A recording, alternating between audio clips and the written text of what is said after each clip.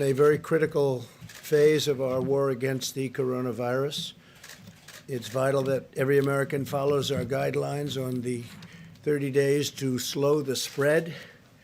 The sacrifices we make over the next 4 weeks will have countless American lives saved. We're going to save a lot of American lives, and we're in control of our own fate, very much so. Maintaining social distance, practicing vigorous hygiene, and staying at home are your most effective ways to win the war and to escape danger. While you're fighting this battle from home, we're working with the best scientists, doctors, and researchers anywhere in the world. We're racing to develop new ways to protect against the virus, as well as therapies, treatments, and ultimately a vaccine, and we're making a lot of progress. I think medically a lot of progress. At the same time, we're also racing to get relief to American workers and small businesses, as you know. I want to remind small business owners across America that the Paycheck Protection Program is launching tomorrow. Nearly $350 billion in loans will be available to small businesses, including sole proprietors. These loans are up to 100% forgivable as long as employers keep paying their workers. Got to take care of your workers. Furthermore, we want Social Security beneficiaries to know that if they are typically not required to file a tax return, they don't have to file one in order to receive the direct cash payments that will soon be distributed to American citizens. The Treasury will deposit the money directly into the bank accounts. And don't forget, I will always protect your Social Security, your Medicare, and your Medicaid. We're protecting Social Security, Medicare, and Medicaid, and I always will. I'd like now to invite SBA Administrator Jovita Carranza, who's doing a fantastic job. She's going to be very busy in the next little while, and Secretary Steve Mnuchin to say a few words about these vital initiatives, and then we'll get on to the attack of the virus itself. And please, if I might, Steve and Jovita. Thank you. Thank you, Mr. President. And Mr. Vice President, Secretary Mnuchin, Ivanka Trump, and all who I have been working closely with in this effort. Small business is the backbone of the American economy, and the President has put the nation's 30 million small businesses front and center in the response effort, and we are working hard to get money to them quickly. This is an unprecedented effort by this administration to support small businesses, and we know that there will be challenges in the process.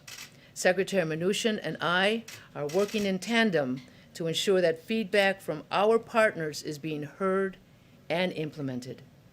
The private and public sector must work closely together to ensure that small businesses and their workers across the country are put first.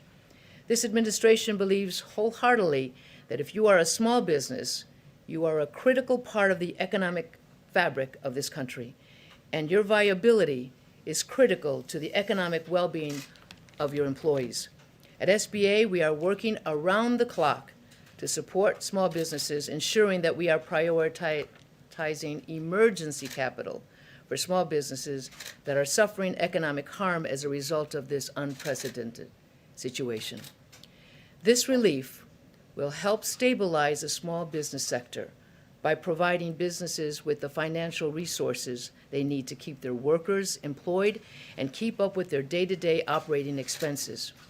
Today, I want to ensure that small businesses all over the country know about the Paycheck Protection Program and how they can benefit from this. Simply put, the Paycheck Protection Program is to help keep employees on payroll and small businesses open. SBA will forgive the portion of the loan that is used toward job retention and certain other expenses.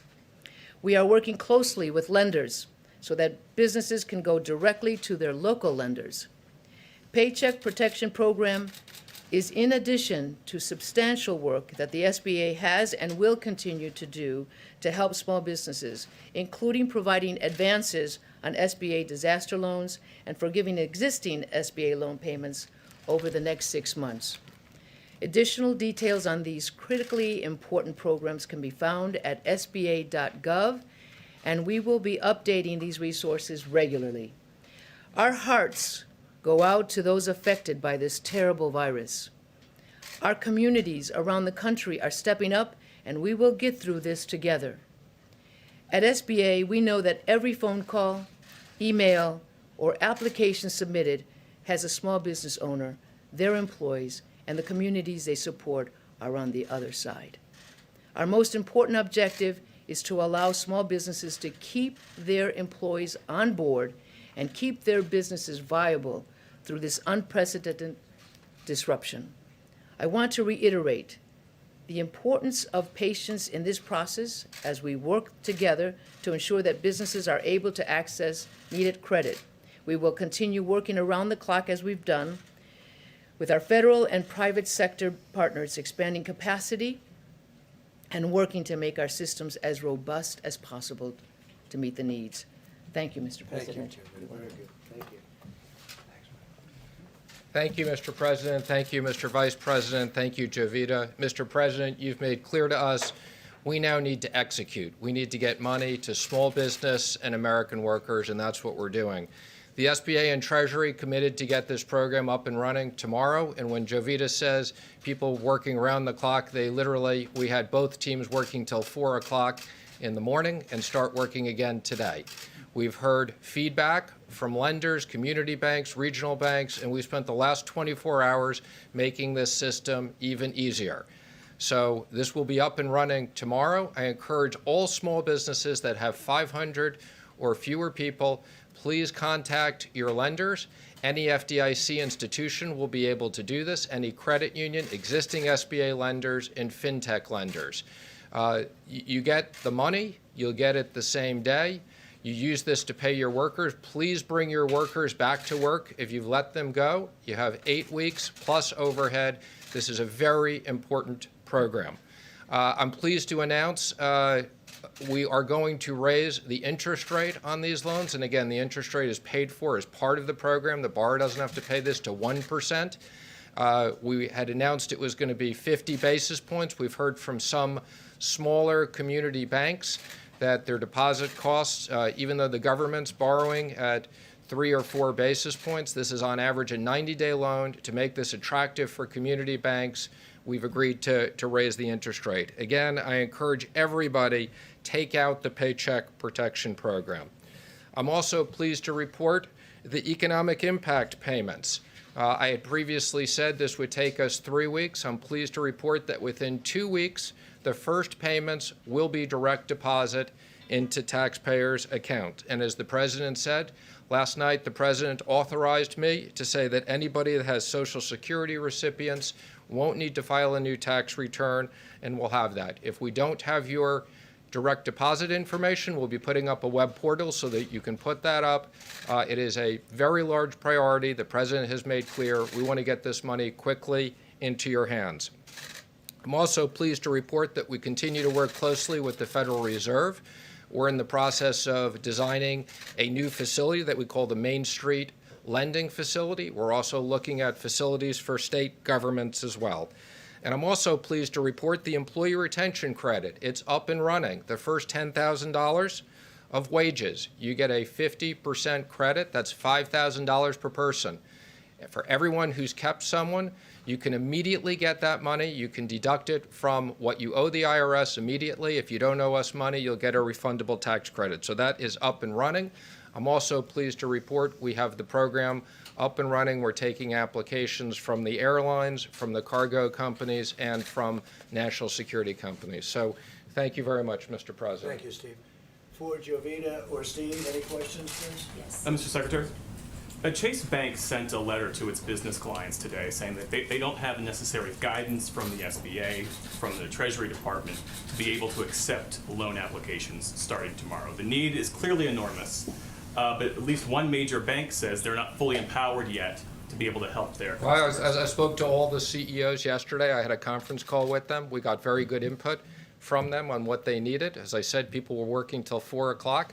I believe we just put up the Federal Register with the new guidelines for lenders.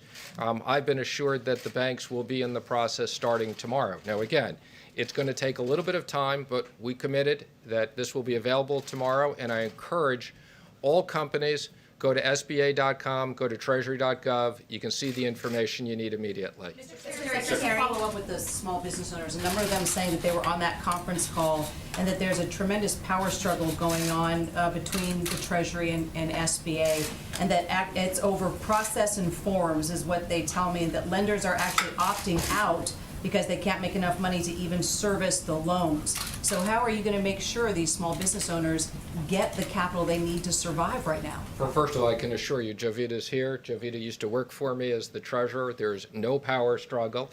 Jovita and our team, as I said, worked together till 4 o'clock in the morning, started working at 7 o'clock again. We've made the form simpler, and I can assure you at 5 points, I've told these bankers they should take all their traders and put them in the branches. So there'll never be another opportunity to earn 5 points on a 90-day fully government guaranteed loan. And those checks right into direct deposit, IRS now saying it could take 4 to 5 months. You're saying 2 weeks. Let me be clear. Let me be clear. I don't know where you're hearing these things. I told you this would be 3 weeks. I'm now committing to 2 weeks. We're delivering on our commitments. The IRS, which I oversee, within 2 weeks, the first money won't be in people's account. Yeah, just to follow up on that, I think the question is not about the first checks. For folks who have direct deposit, it sounds like those will go out pretty quickly. The question is then for folks who don't have direct deposit, and there was a staff memo that was released by the House Ways and Means Committee today saying that that process could take up to 5 weeks. That takes you to mid-August. Is that how long it's going to take? That is not going to take 5 months, five. I'm sorry. Again, let me just say, when Obama sent out these checks, it took months and months and months. I am assuring the American public they need the money now. What we're going to do is, again, if we have your information, you'll get it within 2 weeks. If you're Social Security, you'll get it very quickly after that. If we don't have your information, you'll have a simple web portal. You'll upload it. If we don't have that, we'll send you checks in the mail. How many checks can you process a week, though? How many checks can you? Again, we can process a lot of checks, but we don't want to send checks. In this environment, we don't want people to get checks. We want to put money directly into their account. Thank you, Mr. Secretary. This is for, I guess, both you and the administrator. There have been some anecdotal reports that business people trying to get access to the online site to submit the applications. The website's been crashing. I've heard of webinars going offline because there's just too many people on them. So how are you guys going to be ready, tomorrow to get these loans out? We've brought in a lot of external resources at SBA and us to make sure there's additional capacity.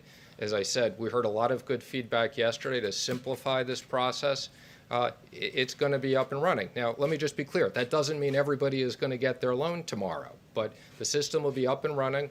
We encourage people over the next week, sign up. You can go on right now. You can go on the web, see what information you need. Very simple process. Mr. Secretary, on a separate subject, have you been in touch with Leader McConnell and Speaker Pelosi about their differences right now about another stimulus package? I've spoken to the leader. I've spoken to the speaker. I've spoken to the president constantly. When the president's ready and thinks we should do the next stage, we're ready. The president's talked about the issue of infrastructure since the campaign. I think that's a big priority for him. And again, if we run out of money on the small business program, we'll be back right away to Congress to get this increased. Does the unemployment numbers today increase the urgency of doing a phase 4? Well, let me just say, we're going through something that we've never done before, where the government has shut down big parts of the economy because of health reasons. Our economy was in great shape. Our companies were in great shape. There are 3 ways that Americans are going to be protected. For small business, they'll get paid by their business through this program. The direct deposit. There's also enhanced unemployment. So we realize, unfortunately, there are a lot of companies that, because they aren't in business over a short period of time, again, we're working with the states on enhanced unemployment. And as soon as the medical professionals and the president give the all clear, we're going to have a ton of liquidity. We have about $6 trillion. This has never been done between us and the Fed to put into the economy to support American workers and American business. Secretary, in addition to the jobless numbers we saw today, Phase 3 was signed before the social distancing guidelines were extended for another month. So what additional relief are you going to give to Americans as they stay out of work for all these extra weeks? I mean, what are you waiting for? Well, in designing this program, we thought that we had liquidity for about 10 weeks, and that's what we've designed. And again, I think the president's been very clear. If we need to go back to Congress to support the American economy and American workers, we will be doing that. Mr. Secretary. Secretary Mnuchin, House Speaker Nancy Pelosi has formed a select committee to oversee the distribution of recovery funds, and she says she wants to make sure that those funds are wisely and efficiently spent. Do you think that select committee is something that's necessary? I don't. I mean, you know, both parties wanted us to have oversight, wanted us to have transparency. We have full transparency.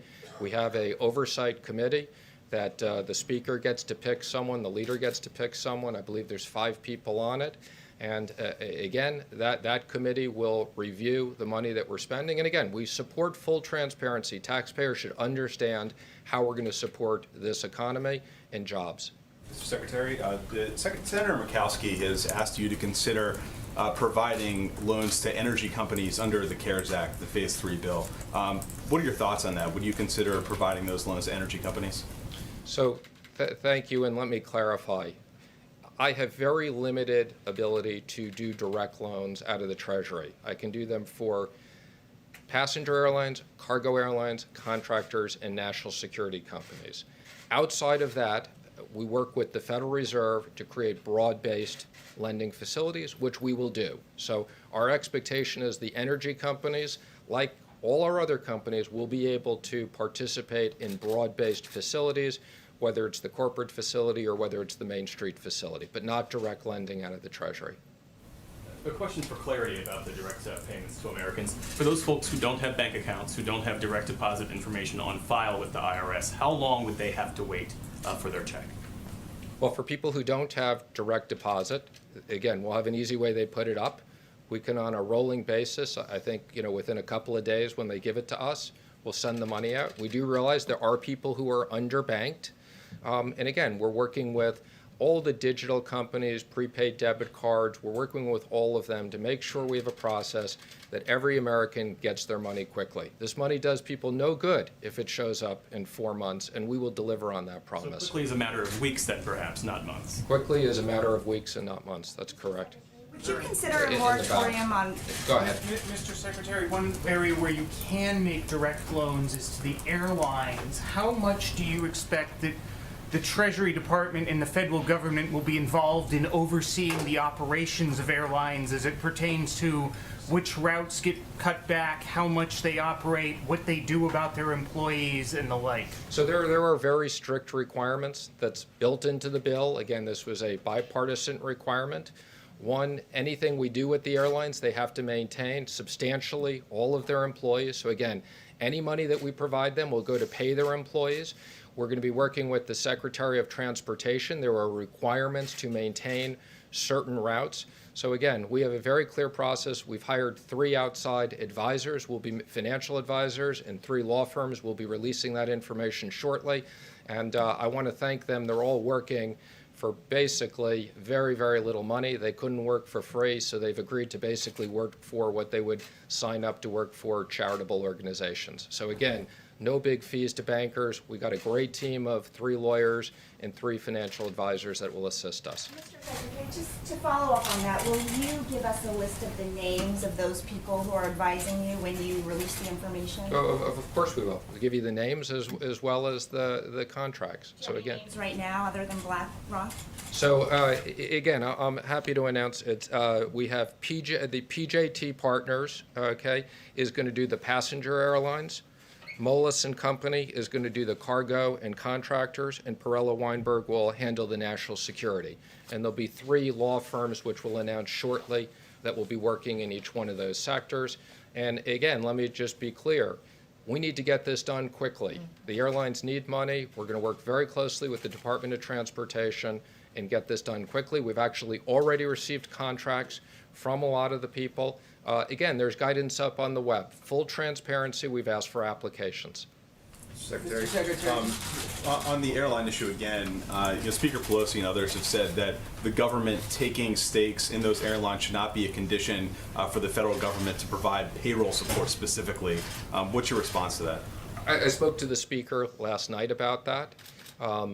This was something that was highly negotiated between the Republicans and the Democrats. The president was personally involved in this. He was on the phone with us many times. Mitch McConnell, Mark Meadows, senators on both sides.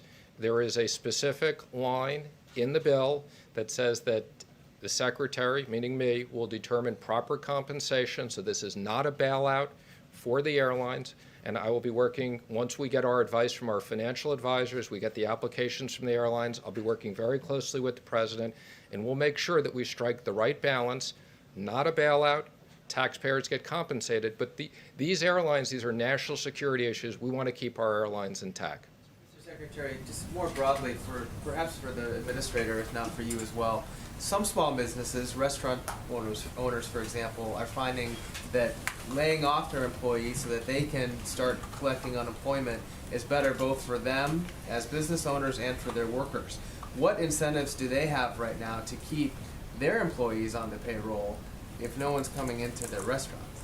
Well, the incentive that you have, and we want American business to be kept intact. The incentive is these are loans that turn into grants. So if you're a business owner and you're a restaurant, you can hire your people back. You get money for their medical. You keep them on the medical plan. You get money for your rent. You get money for your electricity. So you're motivated. We want you to have a business that you can reopen quickly when it's appropriate. So this doesn't cost the business owners anything. You know, when people talk about, I can't imagine any American worker who had a job, is offered to keep their job, isn't going to want to have it. And let me just be clear, we've also talked about this unemployment issue. You can only get unemployment if you don't have a job. So unemployment is intended for those people that are some of the mid-size or larger businesses, and we're very sympathetic to this, that these companies can't afford. And for those people, the enhanced unemployment will be a significant benefit. But we want to make sure 50% of the American workforce is small businesses under 500 people. The president, the vice president, the administrator, and I want to make sure this part of the economy is ready and intact when we're ready to reopen. Question for the administrator, if I may. Is there a certain category of small businesses that you're most concerned about? Restaurants, hair salons, things like that? That's a great question. We're concerned about every small business. There's 30 million small businesses that we're really focused on, and we're working feverishly to make sure that we can provide the available funds to them as quickly as possible. So it's 30 million small businesses, and the other businesses are being dealt with the PPP, with the Paycheck protection. There was also the disaster, what we call it, the injury or economic injury disaster loan.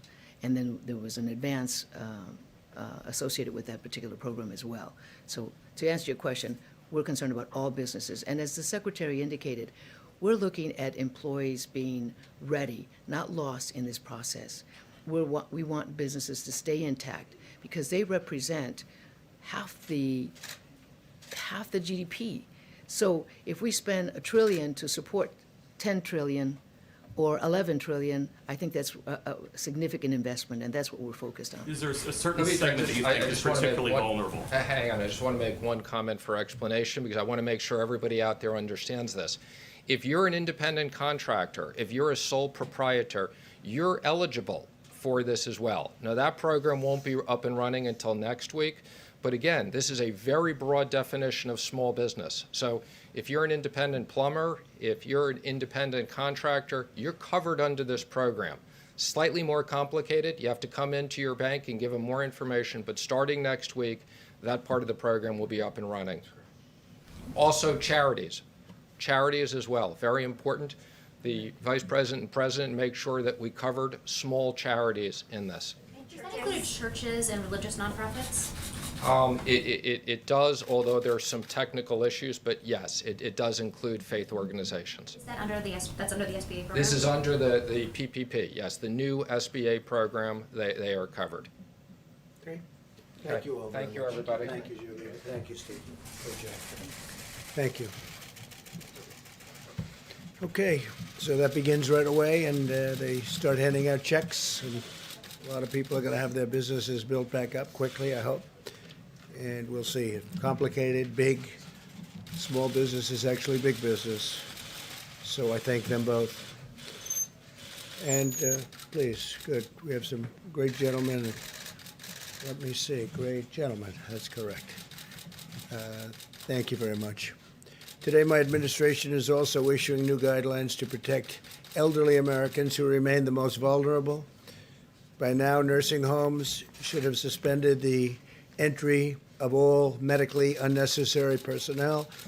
Today, we're further recommending that all nursing home facilities assign the same staff to care for the same group of residents consistently to minimize any potential spread. And we're also urging facilities to designate separate areas for healthy and sick residents.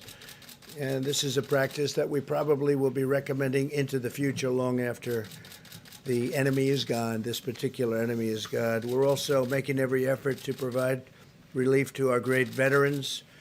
We take very good care of our veterans. At my direction, Secretary Wilkie will use any authority at his disposal to extend deadlines for benefits and to postpone debt collections.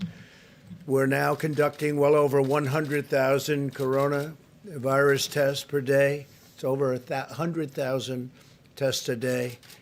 And these are accurate tests, and they're moving rapidly, which is more than any other country in the world, both in terms of the raw number and also on a per capita basis, the most.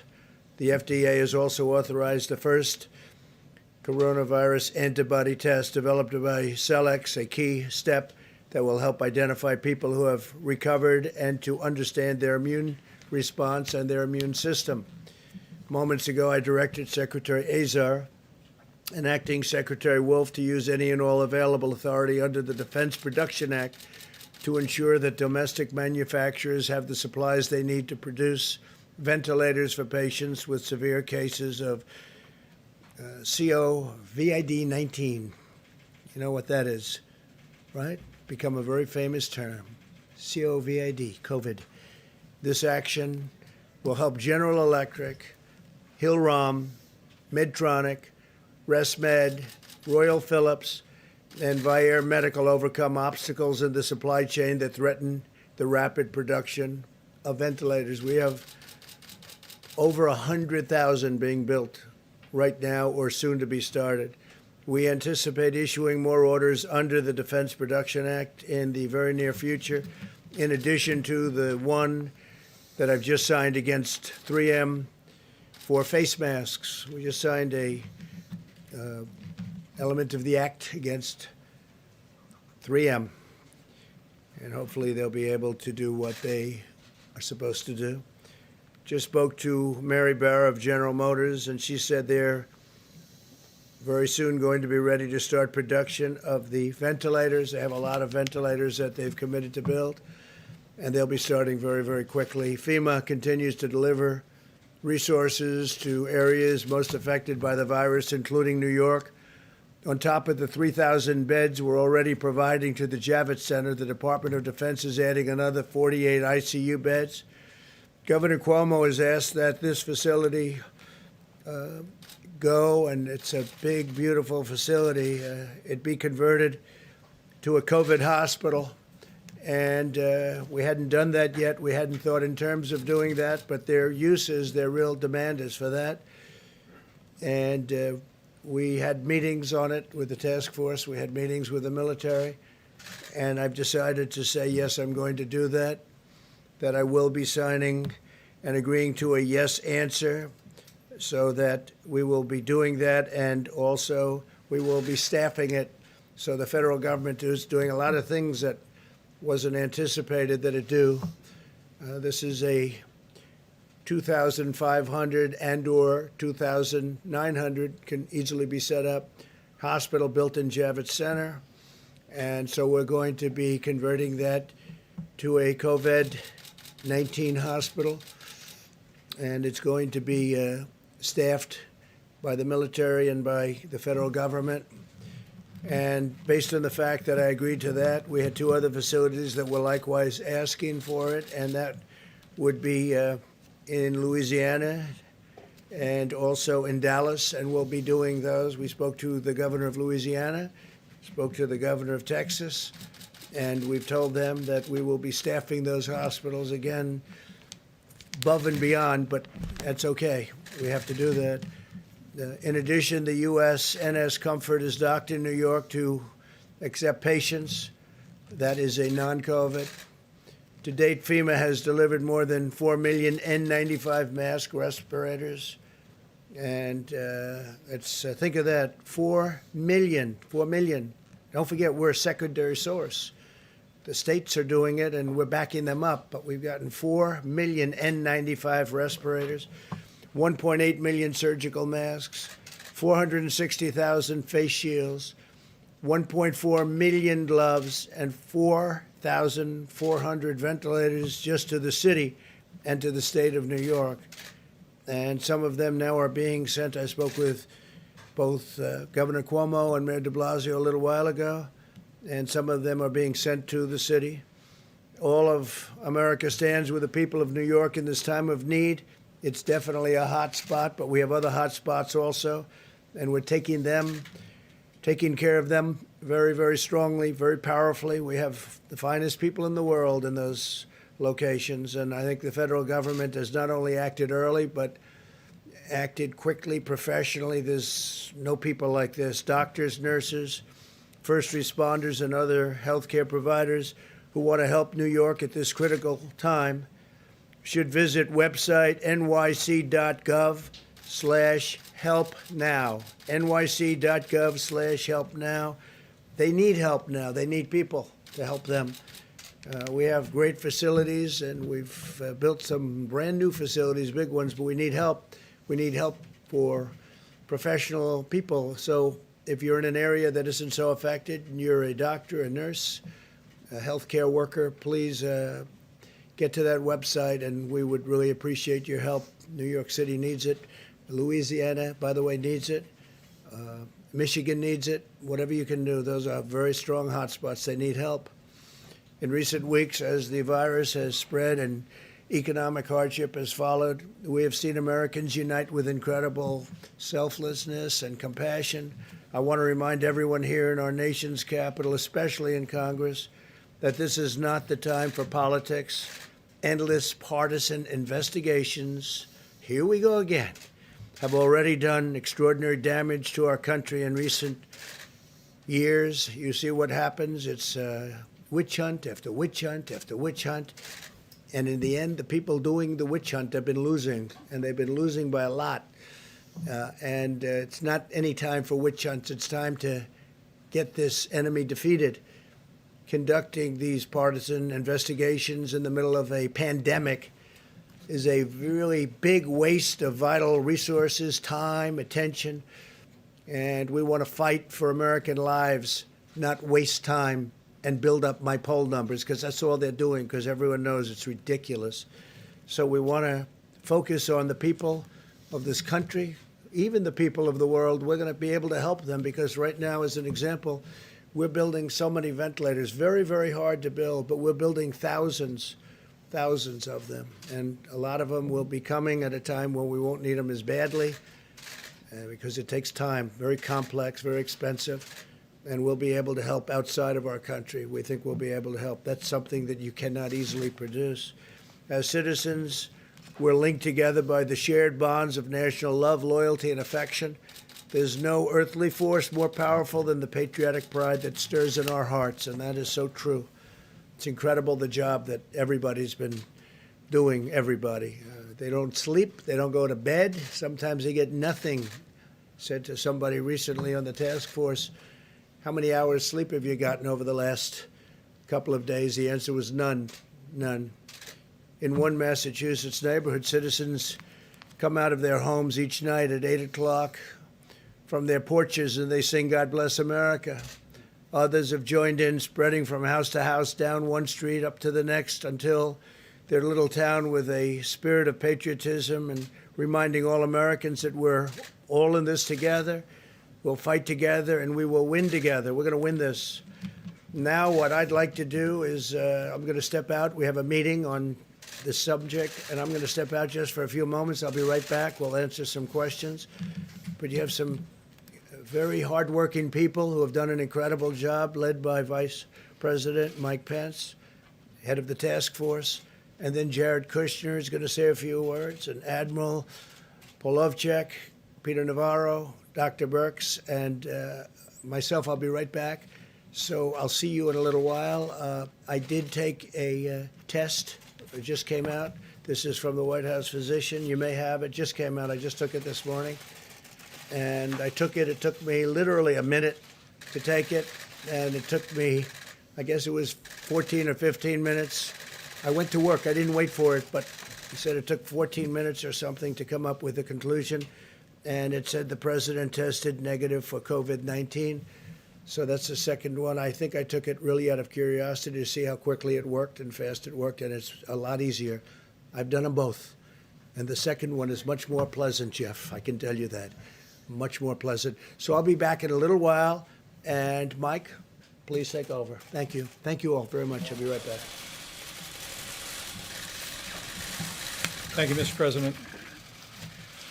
The White House Coronavirus Task Force met today, but earlier in the day, the President convened all the key elements of our supply chain team in the Oval Office for an update on the progress that we have been making, working literally around the clock to make sure that our healthcare workers, the people on the front lines, have the personal protective equipment and also the ventilators to be able to meet this moment.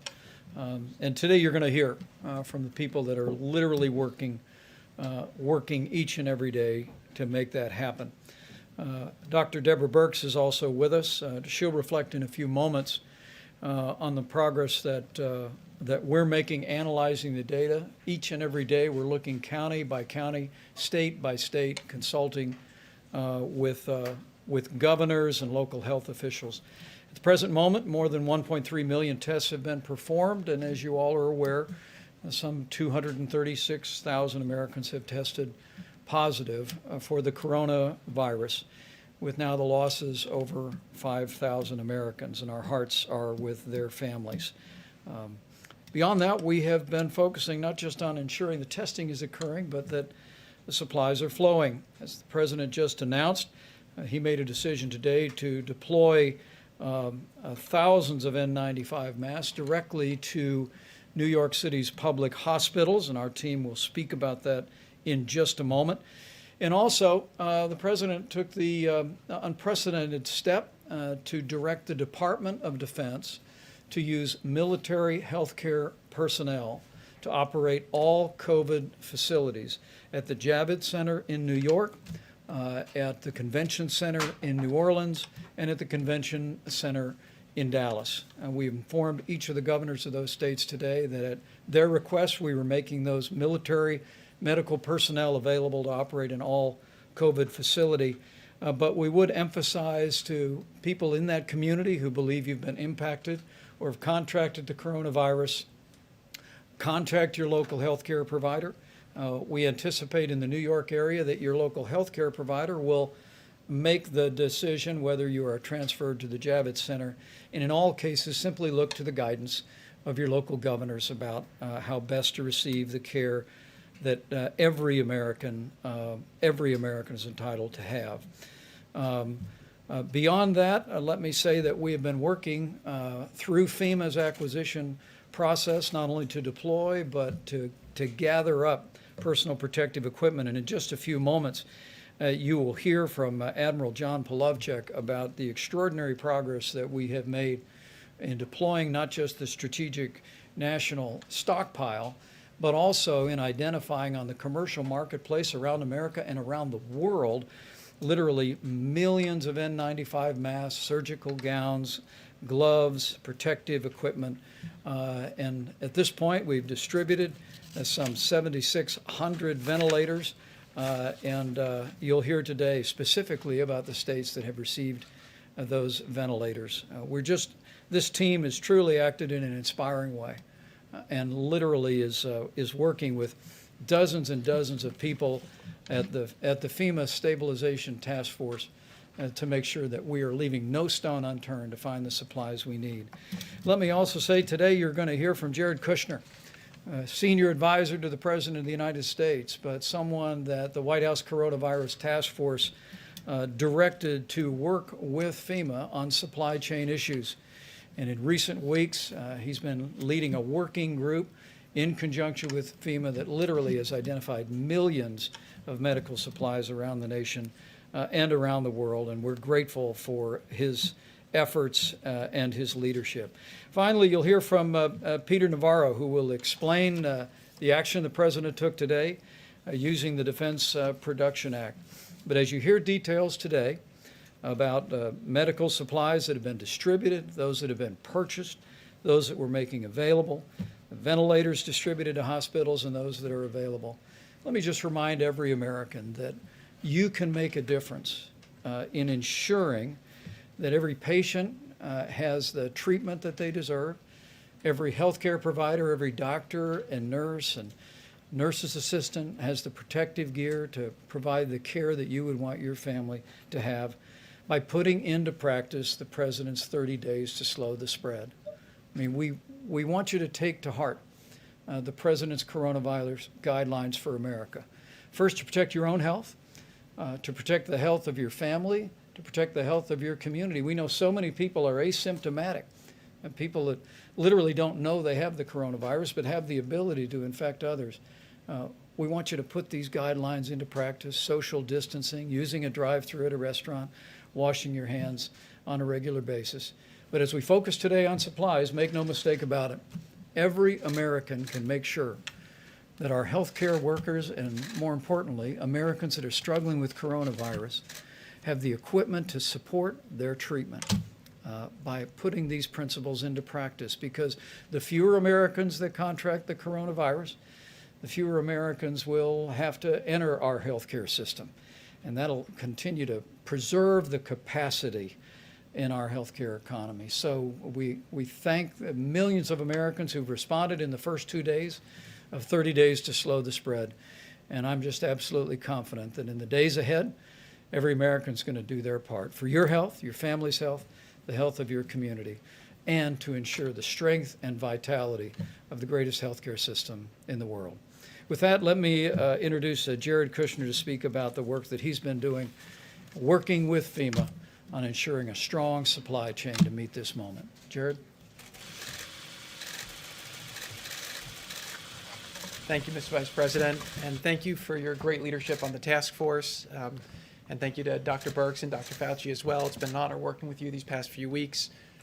When the Vice President first asked me to help on the task force with different tasks, I asked the President what he expected from the task force and how I can best serve him and the task force.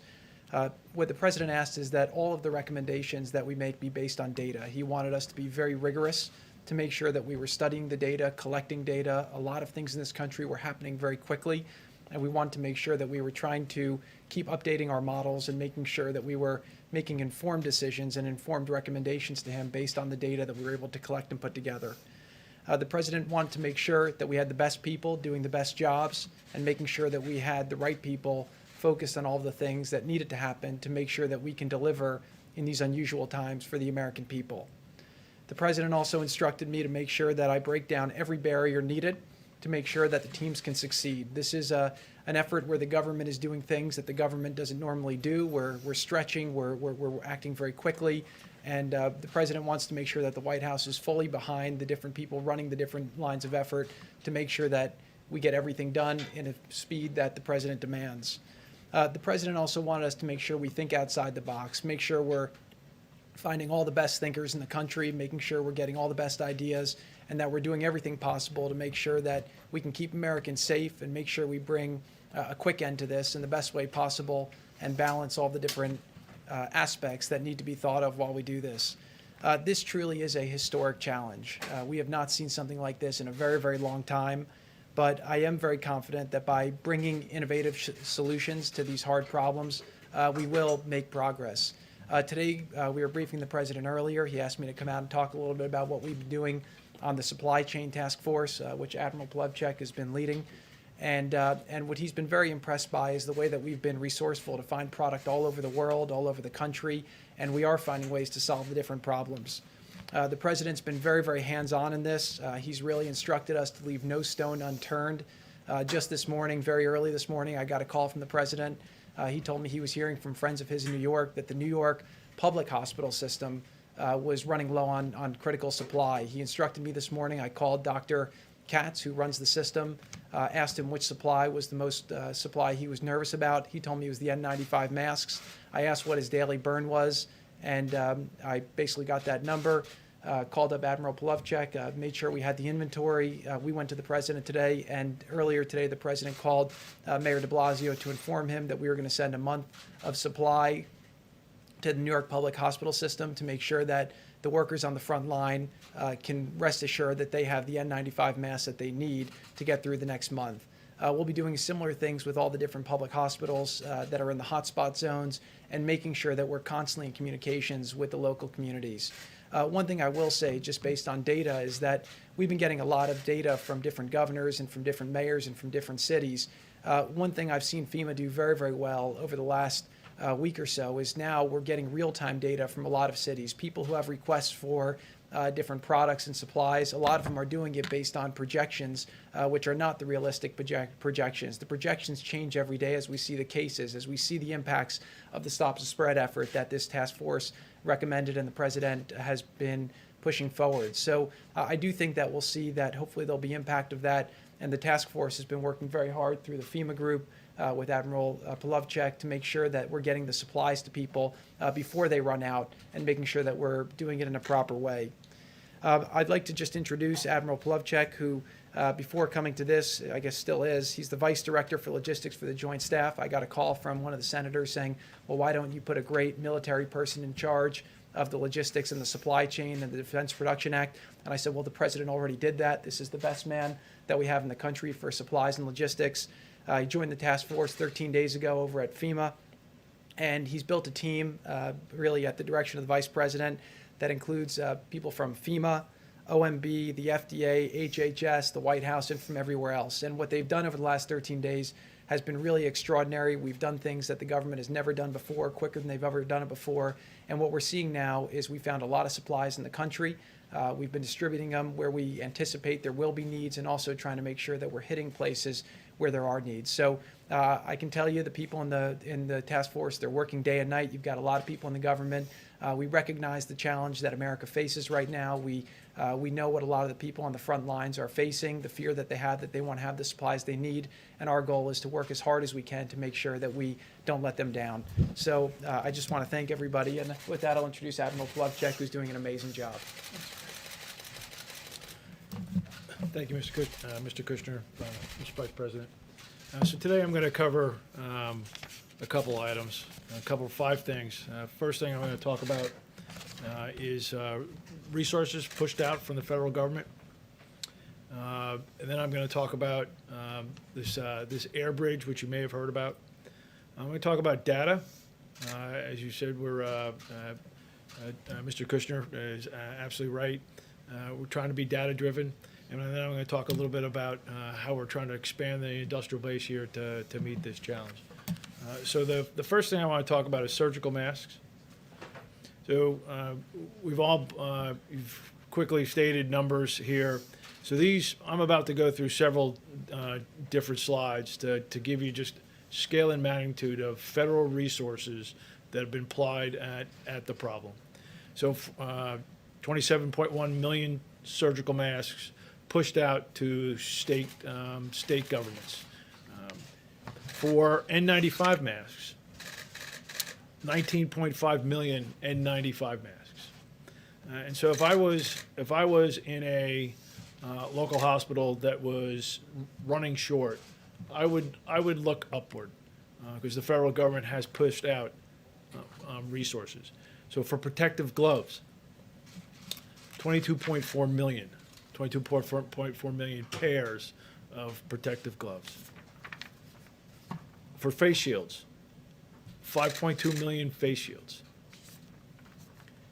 For ventilators, we have pushed to the states more than 7,600 ventilators, and I think as I was coming over here, that number's changed slightly. I think it's now 7,640,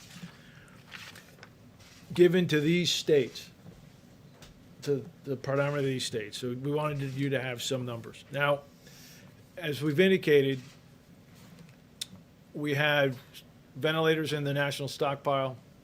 We pushed ventilators out. We're holding ventilators to put to the point of need, but we're also buying ventilators, asking the industrial base who produces approximately, prior to COVID, approximately 30,000 ventilators a year. We are going to, over the next several months, by the end of June, work to acquire 100,000. And so one of the tools that we're going to, I can anticipate needing, we've already executed, is all of those vendors that we're buying them from potentially will need help in their supply chains with their suppliers. We might rate orders, we might help them get ahead of others in that endeavor. So I think Mr. Navarro is going to talk a little bit more on that later. So let me talk about the Airbridge. So it normally takes approximately 37 days to get from overseas, get product, load it, get it to the United States, and distribute it. That's about 37 days. So to prime the pump, so to speak, we have lined on an Airbridge to get product here faster, working with our major suppliers as they work to fill orders to get more to healthcare workers now. We are working to align transportation to product. Now, one of the things we're also doing is the team that works for me are scouring the globe and finding pockets of personal protective equipment that might not otherwise be in the U.S. hospital supply chain. That is also going on these flights. 6 completed and a number scheduled. 28 flights scheduled here in the near future. We are working towards, some days we'll have 1 flight, some days there might be 2 flights, multiple flights over the next coming days. These 28 are, as far as I can see, out to a couple of weeks. Then again, matching product, 2 flights to create volume in the supply chain here faster than the 37 days. I'm just going to leave that up as I talk about a few other items. So let's talk about New York City and the public health hospitals. I believe they're called New York City Health and Hospitals. President directed, as I speak, there are pallets being formed, truck being loaded. I gave an address in New York City here an hour or 2 ago, and one of our distributors is making that happen, and that delivery will happen tomorrow. On the data front, this is almost unprecedented. This is a commercial supply chain with 6 to 7 major distributors of health equipment. We brought them all in, and we said we need to make informed decisions, and we are going to help make informed allocation decisions. So within a matter of days, feeding from their business systems, their enterprise resource-like systems, I brought on board a tool, a supply chain tower, that the DoD was using to manage a supply chain for a very complex weapon system. Their data goes into a data lake. We have a tool to be able to use their data and see it. I can tell what product is coming in, what their orders are, what they're filling, what they're not filling, and see the volume in the supply chain and understand what they're doing down to the county level. We're working to get it potentially down to the hospital level. So this 200 and some odd N95 respirators, we took a look in there in the supply chain, and we said we have the volume to go do that. I called the distributor, and they're making that happen. We anticipate, as the hotspots around the country, we anticipate these vendors at our direction helping them allocate product to the right place at the right time. So if I talk finally about expanding the industrial base. So the vice president was at Walmart the other day, who told him, I want to get in this game. How do I do that? So I got the call. We provided them specifications.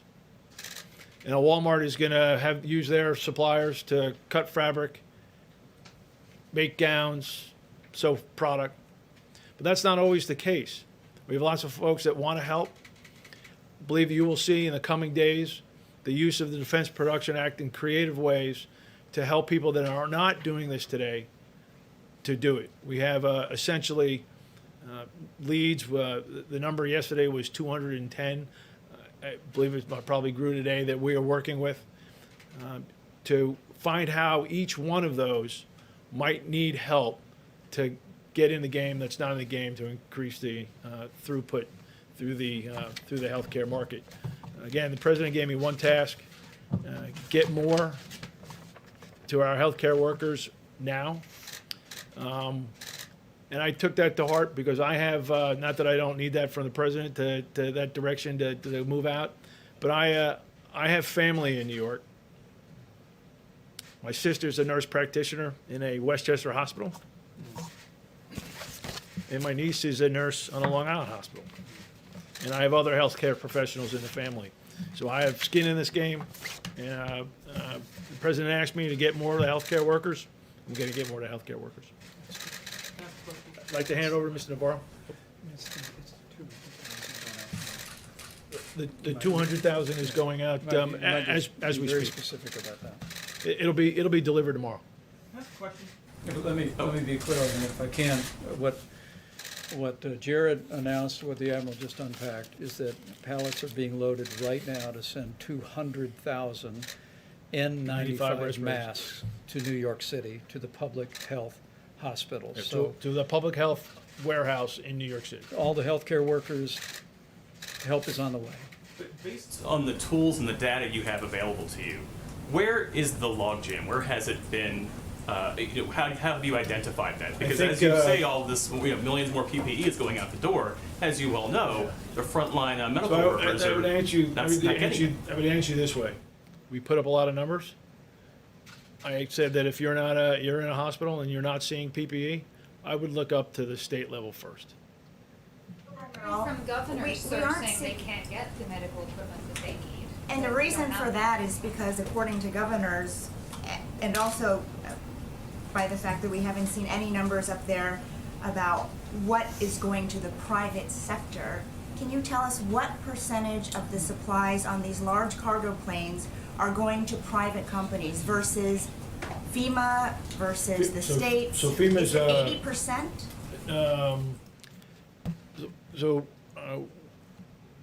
This product that we're moving is primarily commercial product that would enter the commercial system and be distributed through financial business transactions between hospitals and these distributors.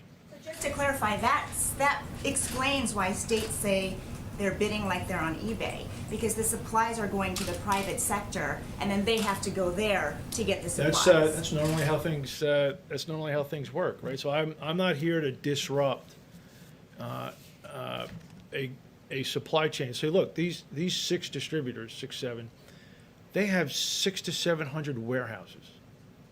They have trucks to go to the hospital door every day. We're bringing product in. They're filling orders for hospitals, nursing homes, like normal. I'm putting volume into that system. I would say that we have the data now. So we put together this data element over the last, 13 days. Get the people in, look at the problem, build this. I am now seeing truth about what's in the supply chain, and I would say that there's been some abnormal behavior. Okay? Yes, thank you, Admiral. House Oversight Committee Democrats say that FEMA officials told them that the ventilators that the government has ordered won't be ready until June, which is well after the expected peak. Will the Defense Production Act memo signed today do anything to speed that up? Yes, I will. Mr. Navarro will talk about that.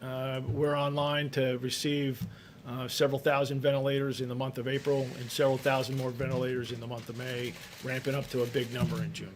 Again, going from an industry that produces about 30,000 annual to a very big number.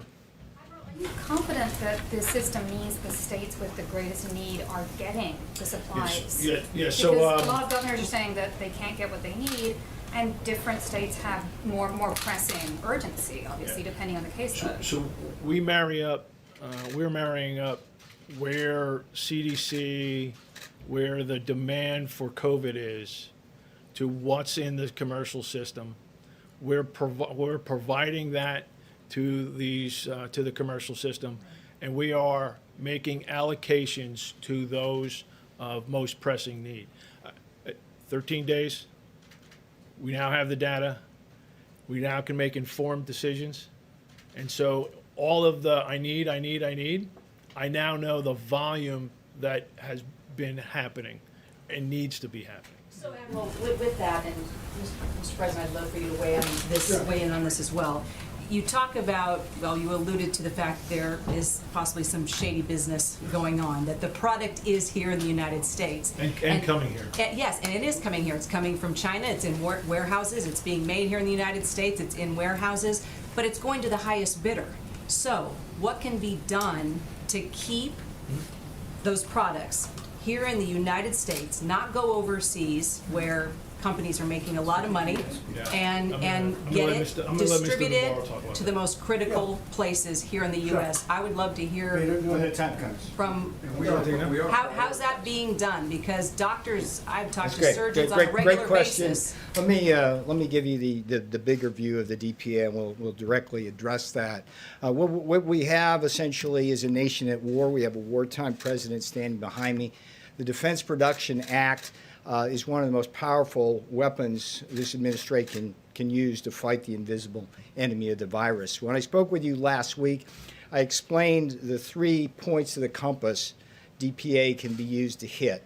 The first one is mobilization of the industrial base. This can involve things like repurposing from, say, a distiller like Pernod Ricard, from liquor to hand sanitizer. It can also involve expansion of production, which is having Honeywell, which makes N95 Mask, open a new factory in Smithfield, Rhode Island. With respect to the second point of the compass, allocation of resources, we have 2 issues there. If you look at the manufacturer itself, what you want to make sure is that the supply chain, which can go 7 tiers deep, has enough components in that supply chain so we can actually make what we need. And then once it's made, you also want to make sure that it goes to the right people. And then the third point of the compass, which addresses what you're talking about, is basically bust them, I call it, hoarding of critical or threatened materials. So let me walk through what the President did today in terms of a strong action, what we've done, DPA across those 3 points. The first order President Trump signed was vigorous, swift. It was the GM order, which directed GM to make ventilators in Kokomo, Indiana in Trump time, which is to say as fast as possible. As the President mentioned, he spoke to Mary Barra today, the CEO of GM. That is moving forward at the same time as the Ford project is moving forward in Rawsonville, Michigan. And I've issued a challenge to those 2 companies, a la Ford versus Ferrari. This is Ford versus GM. Let's see who gets those ventilators out first. Now, the second point of the compass, which these 2 orders address today, is this allocation of resource issues. The ventilator companies themselves expressed concern that in this rush to build ventilators, there would be pressure on that supply chain. So what they requested that we do and the President do is to use the DPA to give this gentleman here, who's one of the strongest gentlemen in the world in terms of applying things, is to give him the ability to prioritize that supply chain for those ventilator manufacturers. And he will do things like give them what's called a DO rating in the defense procurement, which will allow them to get what they need. Now, the second order, which the president signed today, has to do with the other part of the equation, which is once they make the stuff, okay, where does it go to the right folks? And this is a 3M order. And to be frank, over the last several days, we've had some issues making sure that all of the production that 3M does around the world, enough of it is coming back here to the right places. So what's going to happen with the signing of that order in Trump time is we're going to resolve that issue with 3M probably by tomorrow close of business, because we can't afford to lose days or hours, even minutes in this crisis. Now, the third part of the compass, this third point there, this gets to the hoarding issue. The president stood up here with he's the commander-in-chief, but we have a sheriff in town too, Attorney General Barr. And he stood up here with Attorney General Barr, and Bill Barr said, I'm going to go out and bust them. And guess what? 3 days ago, DOJ went into a warehouse in Jersey, grabbed PPE, and the beauty of that wasn't only seized, but within hours it was turned around and given to healthcare professionals in New York and New Jersey. That's a beautiful thing. That's a beautiful case of using the DPA. Now, what's going to happen tomorrow is the president's going to sign another order, which is in the works. This is interesting. There is a black market springing up, which you have described, where we're having people bid against each other. Brokers come in. They're bidding and bidding on all this different PPE. It's driving the price up. And guess what? You know where it's going? The domestic sources here are being exported. When President Trump heard about that, he said, that's not going to happen anymore under my watch. So tomorrow we're bringing that order, and what's going to do is it's going to empower Customs and Border Protection with the help of people like the Post Office and express mail consigners like UPS to basically deal with that issue. So we are going to crack down unmercifully. And I would say to the hoarders out there, the brokers who are trying to make money off the misery of people in this country or around the world, that's got to stop. And if you've got inventory, what you need to do is pick up a phone and not call somebody out around the world. You call FEMA and say, we got some stuff, we'll give it to you at a fair price, and be done with that, because that stuff has absolutely got to stop. So hang on. So that's what we're going to be looking for. And when we hear cases like this, we're going to aggressively issue order after order to crack down on it. Now, this is not my role to take a bunch of questions, but let me tell you one other thing before I leave the podium. It's a story which I'd love to share with you today, because this again illustrates one of the key principles of this president and this vice president, which is to wed the full force of the federal government with the full power of private enterprise. And just 2 days ago, we at the White House got an urgent SOS from the chief of police of the New York Police Department. And they are in a situation now, because of the strain on their resources, where personnel such as their homicide detectives were having to go on into houses and deal with COVID issues without protective gear. Now, the beauty of this president is, because of his leadership, we were able to solve that problem in 2 phone calls. 2 phone calls. The first one went to Phoebe Novakovic at General Dynamics. Phoebe, can you call Tom Kennedy at Raytheon? I need you guys to basically scoop up all the Tyvek suits you can and find any gloves you can. This president, under his leadership and the voluntary efforts and the pride and patriotism you talked about earlier, that we had 4,000 Tyvek suits delivered to the New York PD within 16 hours. That's a new record in Trump time. At the same time, a second phone call was made to Tara Engel at Pernod Ricard and Laura Lane at UPS. They were on the same phone call. And I said, Tara, Laura, we got this issue. They need hand sanitizer. Literally, within 2 hours, we had 50-gallon drums, 6,000 gallons of hand sanitizer on a UPS truck heading up to the NYPD, and it probably arrived today with a promise from Pernod that they will continue to supply the NYPD throughout the course of this crisis. So this is a beautiful thing that America is rallying to. We are becoming a stronger, more united nation, and I couldn't be more proud of this president, this administration. These guys up here are doing a heck of a job organizing the supply chain. And my promise to you is that the president is going to use that DPA to make sure that the American people, particularly our healthcare professionals, get the PPE, the medicines, everything we need. So let me stop there. I don't think it's my place here to field a bunch of questions. Good job. Thank you. Okay. What's the status of the Buy American executive order? Go ahead. No, go ahead. Ed, you go ahead. Okay. Come here. Come here.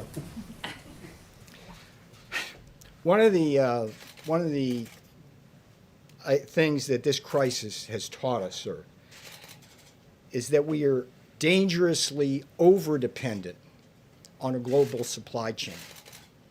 For our medicines, like penicillin, our medical supplies, like masks, and our medical equipment, like ventilators. We have right now, as we speak, over 50 countries have already imposed some forms of export restrictions in their country against the rest of the world. And what we're learning from that is that no matter how many treaties you have, no matter how many alliances, no matter how many phone calls, when push comes to shove, you run the risk as a nation of not having what you need. And if there's any vindication of the president's Buy American, secure borders, and a strong manufacturing base philosophy, strategy, and belief, it is this crisis, because it underscores everything that we see there. So the Buy American order, which is going through process, would do a couple things. It would simply say, not during this crisis, because we don't want to disrupt anything. I want to be really clear about that. But going forward, after this is over, the VA, DOD, HHS, and this government buys American for essential medicines, our medical countermeasures, and the medical supplies and equipment we need. At the same time, it will deregulate so we can get the FDA and EPA to facilitate domestic manufacturing,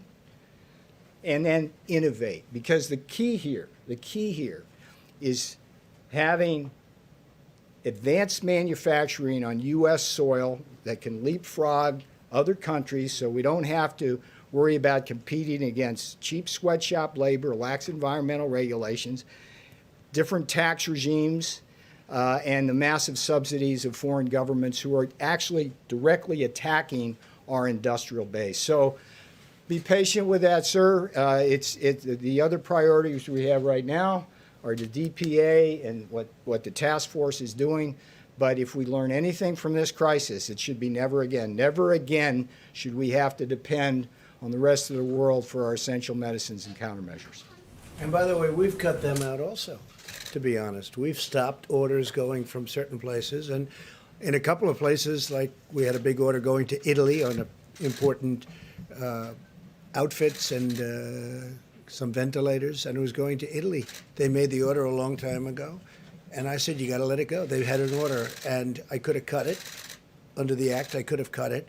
I said, nope, you can't do that. You got to let it go. You know, they have big problems. We had an order going to Spain, and I said, let it go. I could have stopped it. I said, let it go. We're going to be fine. I said, let it go. So it works that way also. One other thing as to your question, oftentimes, and we've told this to the governors, Mike, we've been very strong on this, if you think there's bidding between federal government and state, let us know and we'll drop out immediately. Or you drop out and we lower the price. Against each other. No. If we're bidding against each other, I said find out who it is. And usually they know. Everyone knows. And we're notified, and we get notified, and we'll either drop out or they'll drop out. But we have another problem. There are 151 countries out there beyond the states. There are 151 countries that have this problem. And they're ordering too. It's really a mess. Now, in a little while, the hardest thing to get are the ventilators because they're, it takes a while to build them. And we have thousands of them being built right now. In a little while, they'll be worth about $5. But right now, they're very valuable. And we're going to have a lot of them being shipped. In fact, that's why General Motors called up before Mary. That's why others called up. 2 days ago, they called up that they're all in production. And they're starting to arrive in a week and a half.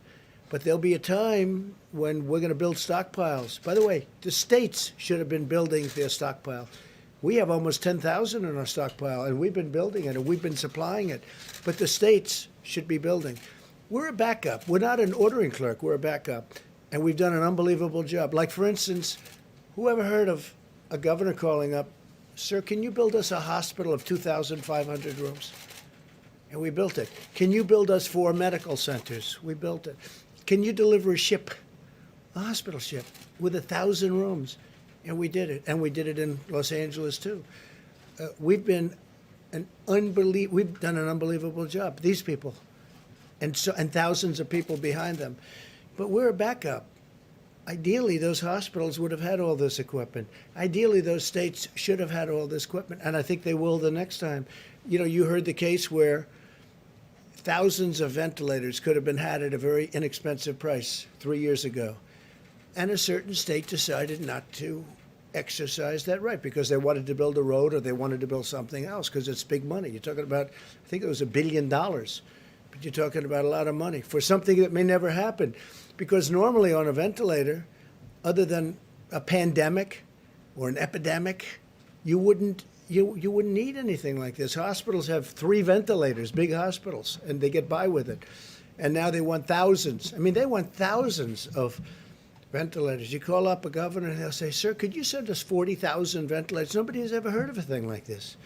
So they've done some job. Let me just tell you, when Secretary Mnuchin spoke, they want you to call not .com, but SBA.gov, okay, for the application and for information. Okay, so it's SBA, small business, SBA.gov, okay, if you don't mind. Yeah, let's go, please. Thank you, sir. Thank you, Mr. President. I want to follow up from a question yesterday regarding your administration's denial of the expansion of Obamacare's special enrollment period in the wake of this pandemic. In your own words, VP Pence gave a 5-minute non-answer, but people facing this pandemic illness and even worse, most experts say that having health care is critical to our nation's health and financial well-being. Can you assure Americans tonight that you will reopen Obamacare marketplace so that they can be covered in this time of combined health we're doing and better than that. financial Yeah, crisis? no, I understand the question, and we're doing better than that. We're going to try and get a cash payment to the people, and we're working out the mechanics of that with legislature. So we're going to try and get them a cash payment because just opening it up doesn't help as much. So we're going to work it out. So we're going to try and get for that certain group of people, it's a certain group of people, a cash payment. Go ahead. I really want to ask you about masks, but I also just wanted to follow up on a couple of hanging threads there. Just the question earlier about the bidding. What happens, though, when states are bidding against each other on those markets? Well, they have that, and they have to work that out. What they should do is they should have, long before this pandemic arrived, they should have been on the open market just buying. There was no competition. You could have made a great price. The states have to stock up. It's like one of those things. They waited. They didn't want to spend the money because they thought this would never happen. And their shelves, in some cases, were bare. And by the way, in some cases, they weren't. They were beautifully serviced. They did a good job. But in some cases, their shelves were bare. So the best thing they can do is when times become normalized, and they will, hopefully soon. And actually, you're going to have a lot of excess material because so much is being done right now in terms of protective gear, protective outfits. A lot's being done. It's going to be, within 6 months, it's going to be sold for the right price. They got to stack up for the next time. But we are doing that, and the Admiral has done a fantastic job. Senator Schumer wrote a letter today, and he says, "You should put a military man in charge." I said, "Well, Chuck, if you knew a little bit more, we have one of the most highly respected people in the military, the Admiral. This is what he does, too, very professionally, and he's in charge." But Chuck didn't know that. Okay, Jeff first. Mr. President, you tweeted this morning about your call with Saudi Arabians, MBS. We've had some people say that the figures that you cited between 10 million and 15 million barrels per day is not what they're agreeing to. Can you be more specific about what? I don't know what they're agreeing to. I think they might agree to more than that. Look, Russia. Did he tell you that, sir? Russia, yeah, he did say that actually. Russia talked about 10 million barrels. Russia and Saudi Arabia are fighting over this, and as everybody knows, it's really killing an industry, hurting Russia badly, hurting Saudi Arabia badly. I said, this is an easy one. It should be an easy one. And it may be 10, and it may be more than that. I was actually told it may be 10, as I told somebody before. It may be 10, and it may be more than that. Maybe it's 15. Maybe it goes up to 15. Could be as high as 15. And, there's a tremendous oversupply right now. That industry was oversupplied before the virus. And when the virus came along, they lost 35-40% of the world. And there's an unbelievable, you can't get a ship now. Every ship is loaded to the gills, sitting out someplace in the ocean. They're storage tanks. They're not even ships. They're storage tanks. So it would be great for Russia. It would be great for Saudi Arabia. I hope they make that deal, but that's what they told me. They said I think it'll be hopefully soon. I think hopefully they'll announce something soon. Now, can a deal be broken? Can something happen where it doesn't happen? I guess. In which case there's another alternative. But I'd rather not see that other alternative. I hope they can make a deal. I think they both want to make a deal. And they're both smart. They love their countries. They want to make a deal. It's good, but it's also good for the world if they do, because you save an industry. Yeah, please. Go ahead. Go ahead, in the back. What do you mean by cash payments? I'm going to let Mike, because we went over this very specifically, and I'll let you talk about it, Mike, because you responded last time. Right. Thank you, Mr. President. As I said yesterday, the President's put a priority on ensuring that no American has to worry about the cost of coronavirus testing, and we've been working every day to make sure that Americans don't have to worry about the cost of treatment.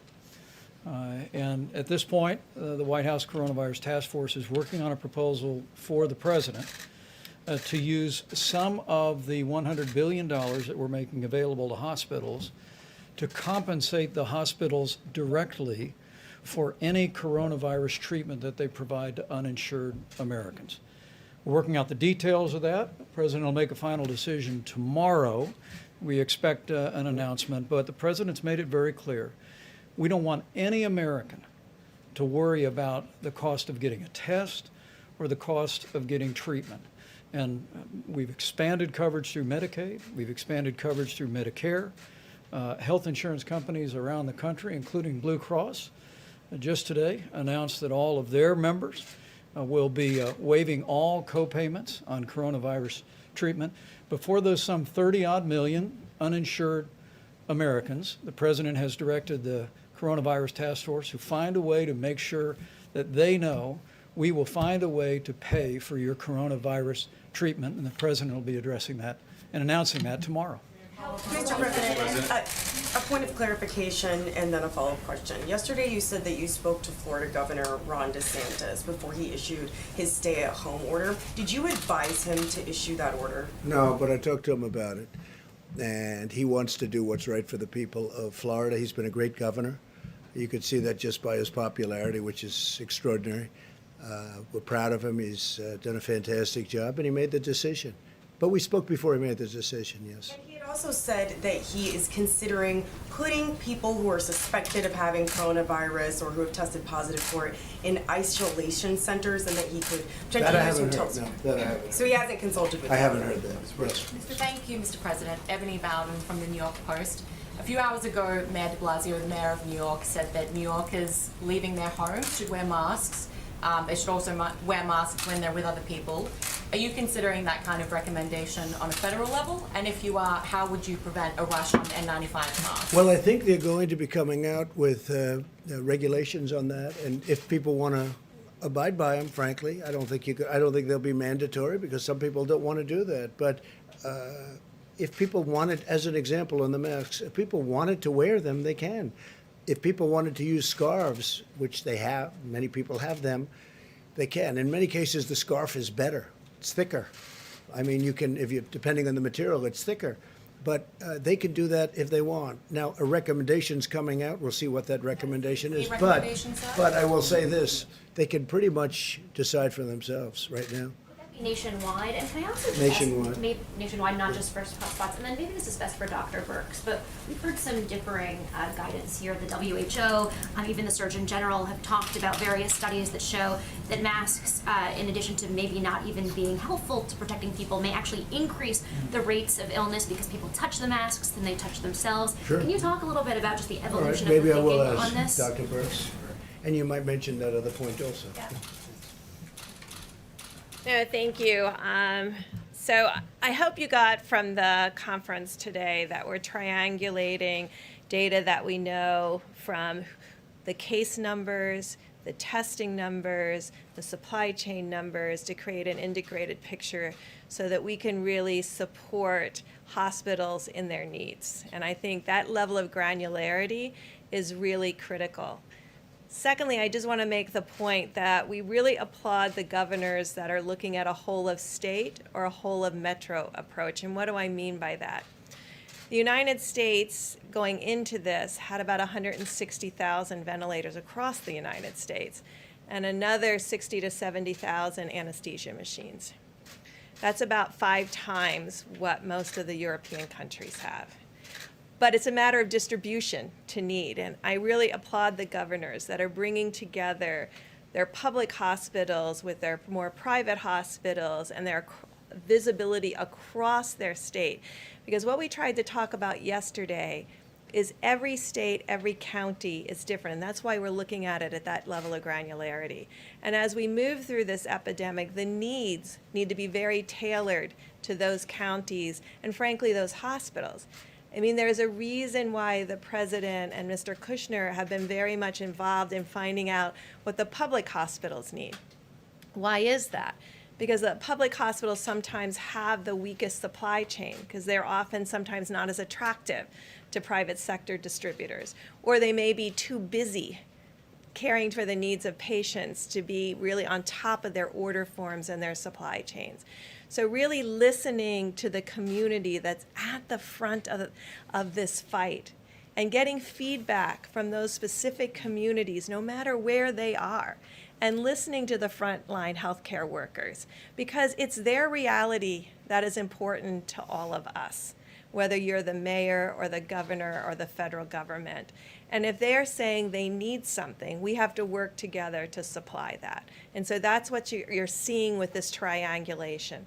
Every county will move through this differently, and that allows us to move around these vital issues that protect the frontline healthcare workers and protect the patients through the ventilators to make sure that the supply chain is aligned with the need as it happens. Now, you have to have very good data in order to be willing to work in that level of granularity. And that's what we've been working on to really develop that level of granularity to ensure that. So I just wanted to say one other thing about testing, just to give you the bottom line data of what we're seeing. We appreciate the groups who are reporting. Not everyone is reporting yet. And this is part of us trying to understand at a very granular level. We do have 2 states that do have 35% positives, and that's New York and New Jersey. So that confirms very clearly that that's a very clear and important hot zone. Louisiana, though, has 26% of their tests are positive. Michigan, Connecticut, Indiana, Georgia, Illinois, so that should tell you where the next hotspots are coming, are at 15% test positive, and then Colorado, DC, Rhode Island, and Massachusetts are at 13%. There's a significant number of states still under 10%, every one that I didn't discuss. California and Washington remain steady at an 8% rate. So what we're seeing finally is testing improving, more testing being done, still a high level of negatives in states without hotspots, allowing them to do more of this surveillance and containment. And then prioritizing this new rapid test kit to those areas that may not have the same amount of access to the Indian health services and to the public health institutions and the public health and state labs so that they can use that and start forward leaning into surveillance. Now, we know that our people waiting for tests, and they're waiting for tests because when these areas became when they got onto the logarithmic curve, we prioritized people whose decisions, where the test decision would make it critical for their care. And so we prioritized hospitals, and we prioritized nurses and doctors and frontline workers. So that means if you went through a drive-through or you went through your doctor, you could have that delay. So the masks. So what I tried to give you is how we're using data in a very granular way. And so there's experiential data when you look at communities that have oftentimes utilized masks in general for personal protection from when they particularly are themselves sick and have used their mask in public. And we've looked at the rate of this COVID-19 in those populations. And then we're looking at the scientific evidence to bring those two pieces together. Let me just say one thing, though. The most important thing is the social distancing and washing your hands. And we don't want people to get an artificial sense of protection because they're behind a mask. Because if they're touching things, remember, your eyes are not in the mask. So if you're touching things and then touching your eyes, you're exposing yourself in the same way. So we don't want people to feel like, oh, I'm wearing a mask, I'm protected, and I'm protecting others. You may be protecting others, but don't get a false sense of security that that mask is protecting you exclusively from getting infected, because there are other ways that you can get infected because of the number of asymptomatic and mild cases that are out there.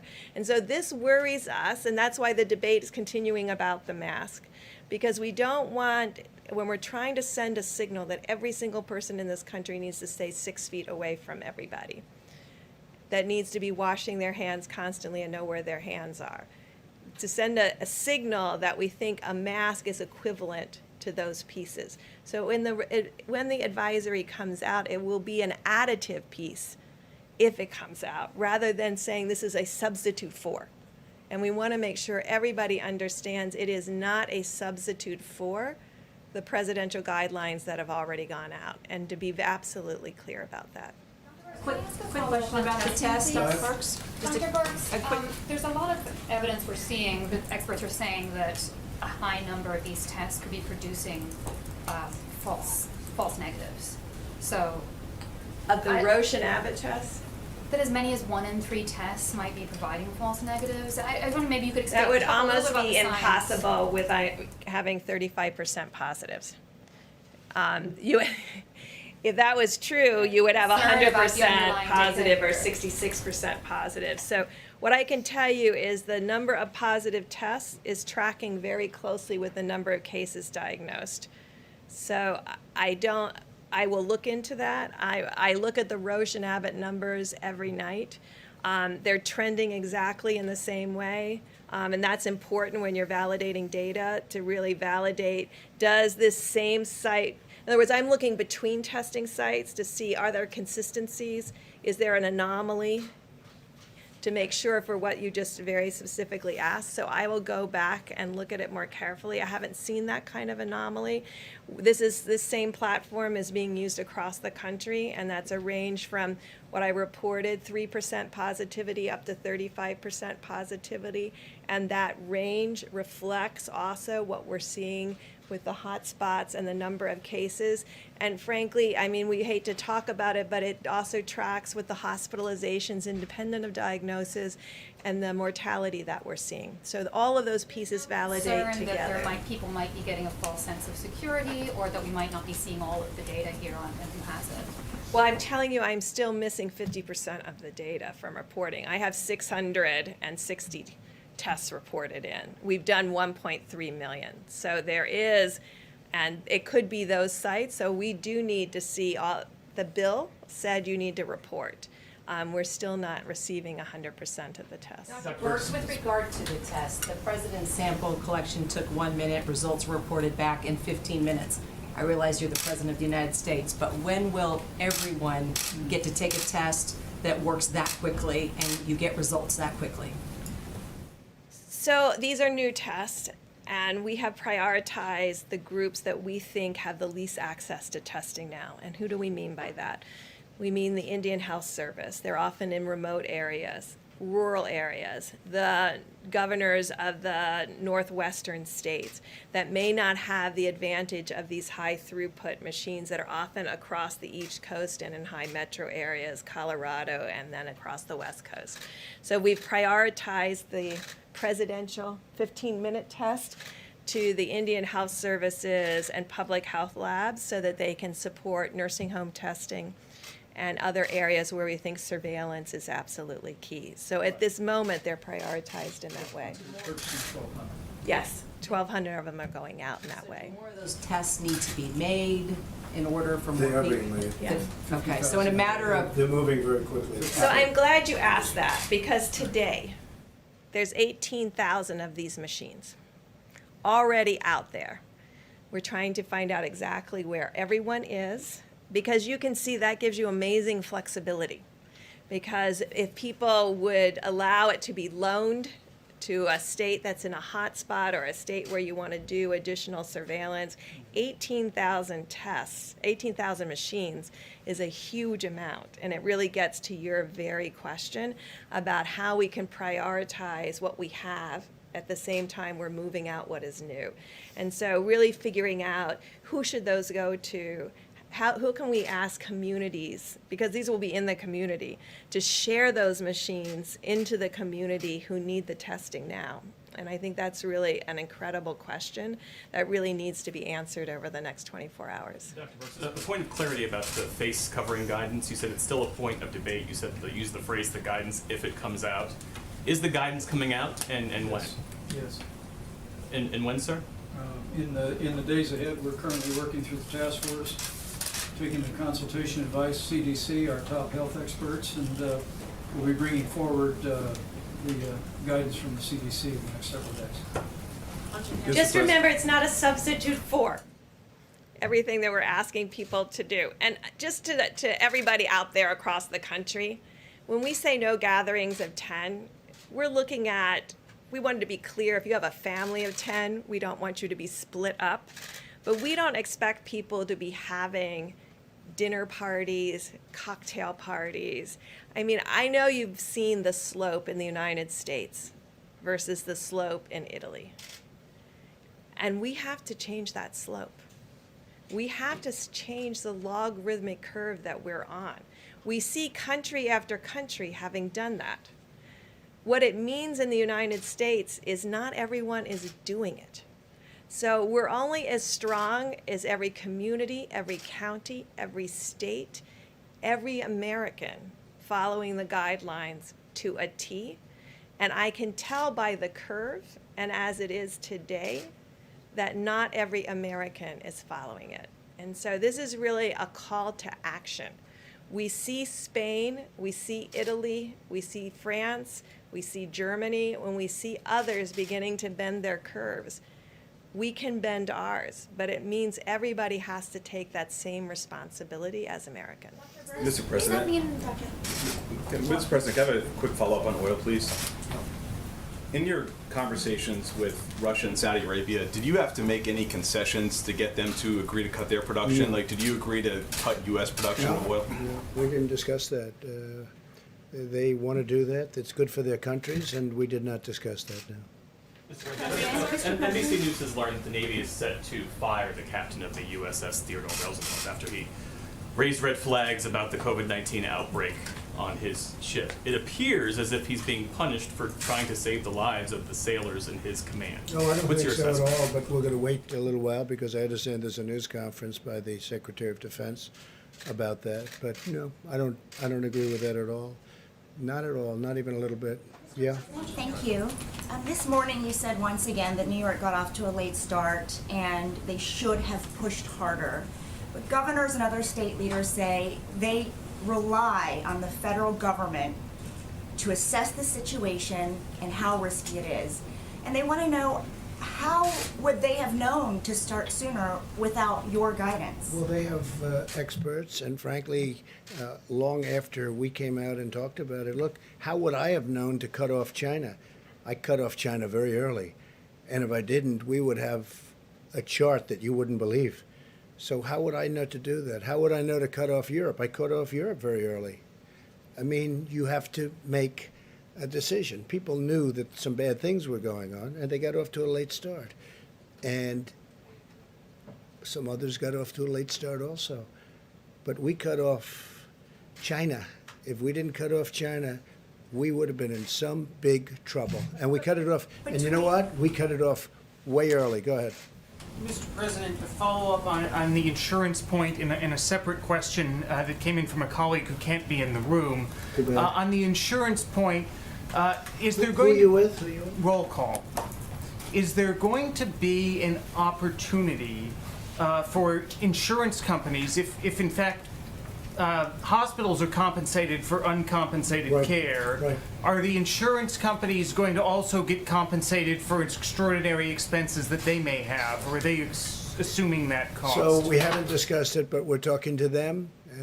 Getting them not to pay copays in the case of the big ones was a tremendous thing. That's a lot of money they gave up. But we're discussing that with the insurance companies. We'll let you know. It'll be pretty quickly. Yeah, go ahead. I have a question on Japan, sir. They are expanding their entry ban to include the United States. Are you planning to take any similar action to ban Japanese nationals from coming to the U.S. as a result of this crisis? Well,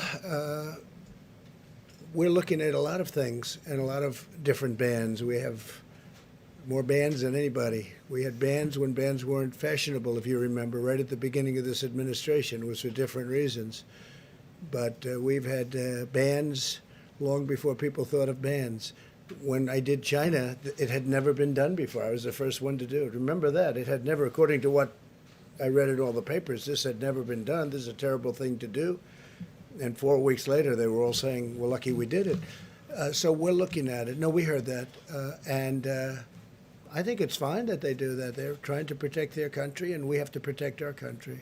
Yeah, please. Mr. President, I asked you yesterday about stay-at-home orders and if that, decision should be left in the hands of governors, or if you're considering telling the entire nation, stay at home. Yeah. So just today, Georgia's governor finally issued a stay-at-home order saying that individuals could have been infecting people before they ever felt bad, but we didn't know that until the last 24 hours.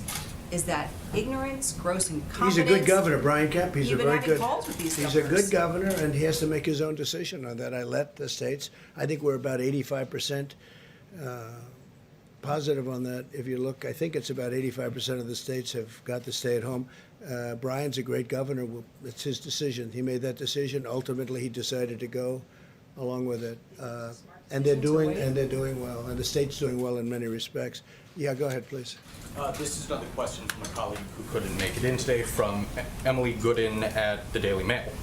I had a question in regards to the Russian plane that landed at JFK with medical supplies. Did the United States ask Russia for this aid, or is it just accepting it? We're accepting it. It was a very nice offer from President Putin. I spoke to him the other night, as I told you, and they had excess medical equipment, things, and I'll take it. I'll take it. I think it's very nice. We've had some from China. We also help other countries. We like doing that. Like I said before, if we have excess stuff, we let it go out. We let some go out where, frankly, they had orders for it, and I didn't want to stop orders. It was a very nice gesture on behalf of President Putin, and I could have said no thank you, or I could have said thank you. And it was a large plane of very high-quality medical supplies, and I said, I'll take it. Is he offering any further aid in your conversation? I think he would if we asked for it, but he was very nice. It was part of the call. He suggested, he said, we have it. It's additional. They have very big difficulties with this virus also, as you know, Russia. I thought it was a very nice gesture on behalf of President Putin. I could have said, no, I don't want it, or I could have said, I'll take it. And you know what I said? I'll take it. Accept further aid? I think so, yeah. If they send things that we need, I'd take it. Sure. About Russian Nice gesture. propaganda? No, I'm not concerned about Russian propaganda, not even a little bit. He offered a lot of medical, high-quality stuff that I accepted, and that may save a lot of lives. I'll take it every day. Please, in the back. You said that in January you tweeted that you stand with the people of Iran since the beginning of your presidency, and you'll continue to stand with the people of Iran, given the fact they're so hard hit with coronavirus. Oh, they're very hard hit.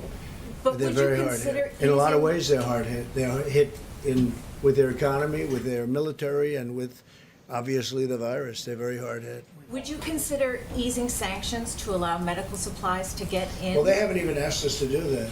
But Okay? we know that sanctions hit the people, not the government. You know what? They haven't even asked us to do that.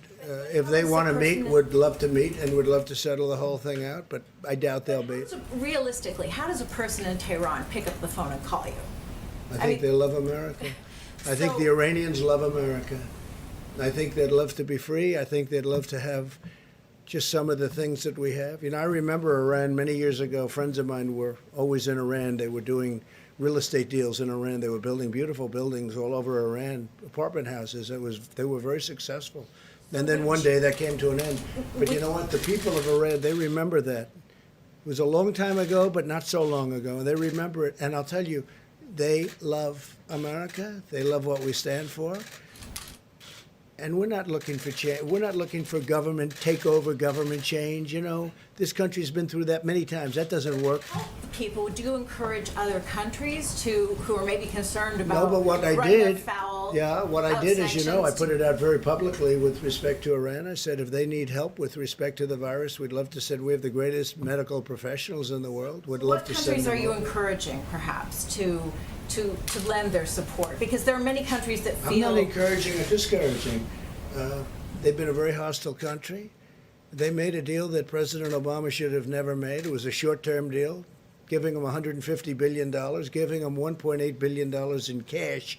Green, your fill up this room 5 administration, times. Do you Look, have a moral responsibility? No, not at to- all. Nobody's even asking about it. I have a moral responsibility to help them if they ask. If they needed help, I would certainly consider The different United things. Nations says they need help. Well, that's up to the United Nations. I'm talking about us. And what happens is if they wanted help, because they have a very big case of virus, a very, very big case, one of the worst on earth, if you believe what you're reading, and I happen to believe what I see and what I know. And if they wanted help, we'd give them help. Yeah, you had one in the back, please? Mr. President, and a question for Jared too. You talk about a granular approach to receiving data from these different states and regions to try and figure out what they need.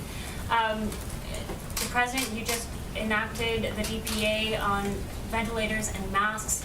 Are there any signals from across the country that might indicate there are other things besides masks and ventilators that are slowly kind of rising in terms of need, like hand sanitizer, for instance? Sure. So the first issue that we've been dealing with was really the ventilators. That was the number 1, number 2, and number 3 from all the states. What we've been finding is that people have a lot of these requests based on the models, and what we've been trying to do over at FEMA is say to the states, well, if you would like ventilators, we need to see first look in your states, right? So, for example, in northern Jersey, they're going down to southern Jersey and they're finding ventilators and trying to relocate them to where they have their hotspots. The second thing that we've done is we've asked them to survey for alternative ventilators. Dr. Berg spoke before about the anesthesia machines and the ability to convert them to be ventilators. So we're asking people to be resourceful inside their states before they come to the federal government. The third thing we've been asking states to do is to provide what their daily utilization rates are. So everyone's asking for everything. One congressman got a call from his local hospital saying, I need 250 ventilators. And he said, well, you don't have a COVID patient within 4 counties. Why do you want 250 ventilators? And he says, well, we just want to be safe. We're very nervous right now. So what you have all over the country is a lot of people are asking for things that they don't necessarily need at the moment.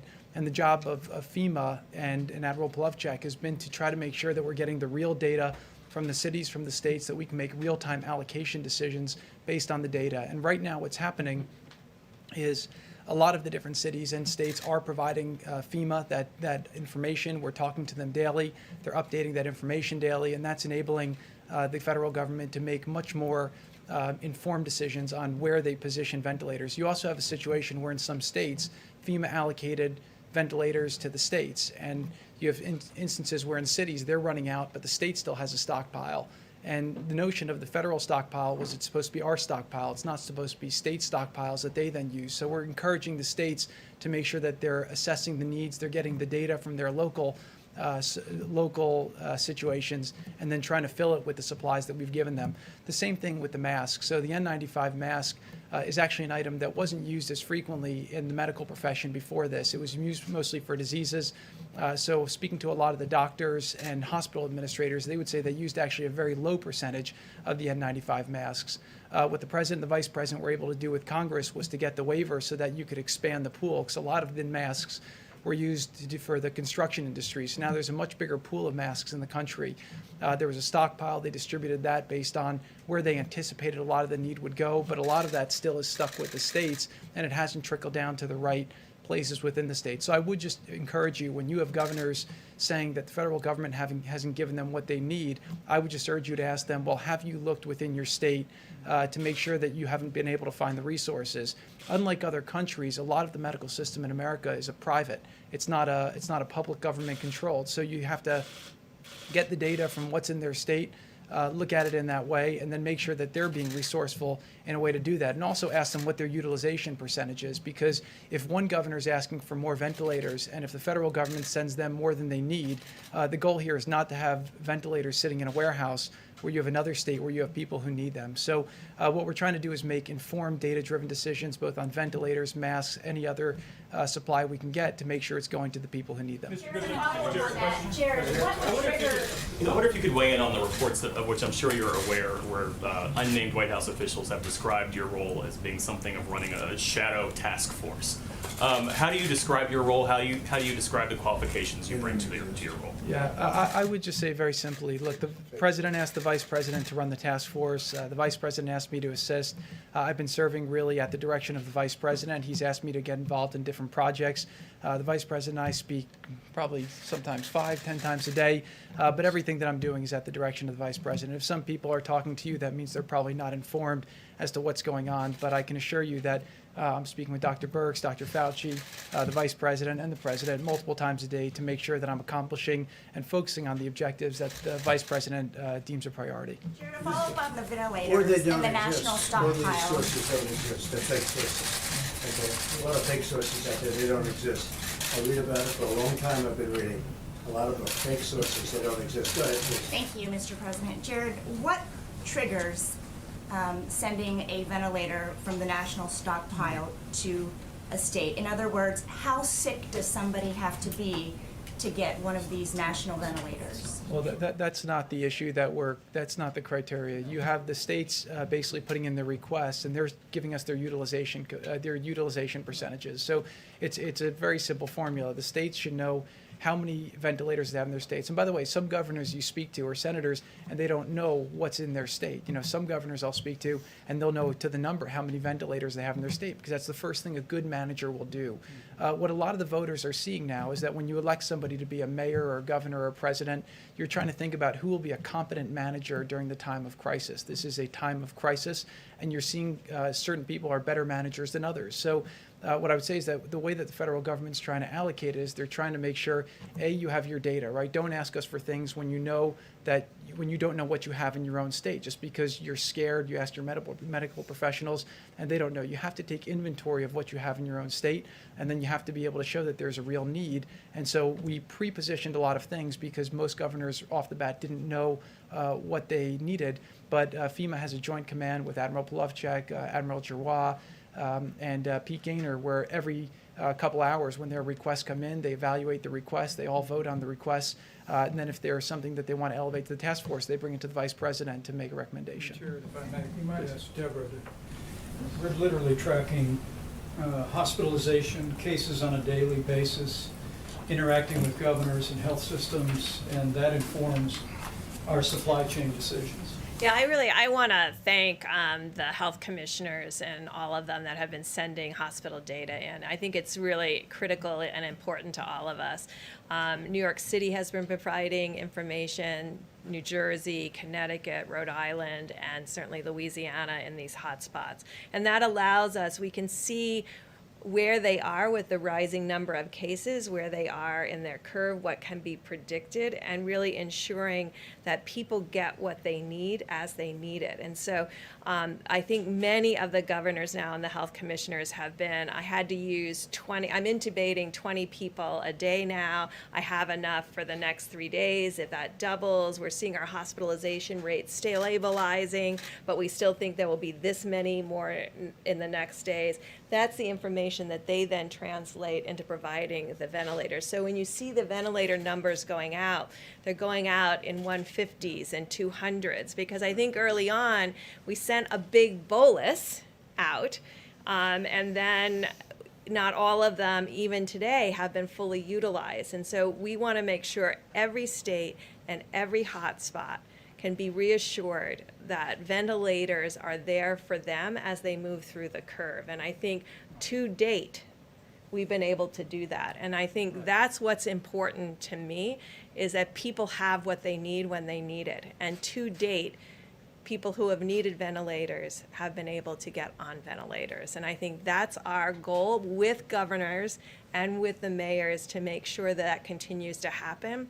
But that means all of us have to work together. And I think that's what's been really important over the last few weeks, is people are not making generic requests anymore. They're making data-driven requests because they know precisely what's happening in their hospitals.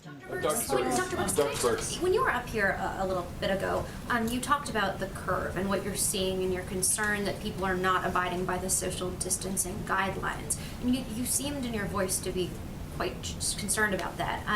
Has the curve changed enough at this point where that 100,000 to 240,000 people likely to die, has that shifted upwards at all?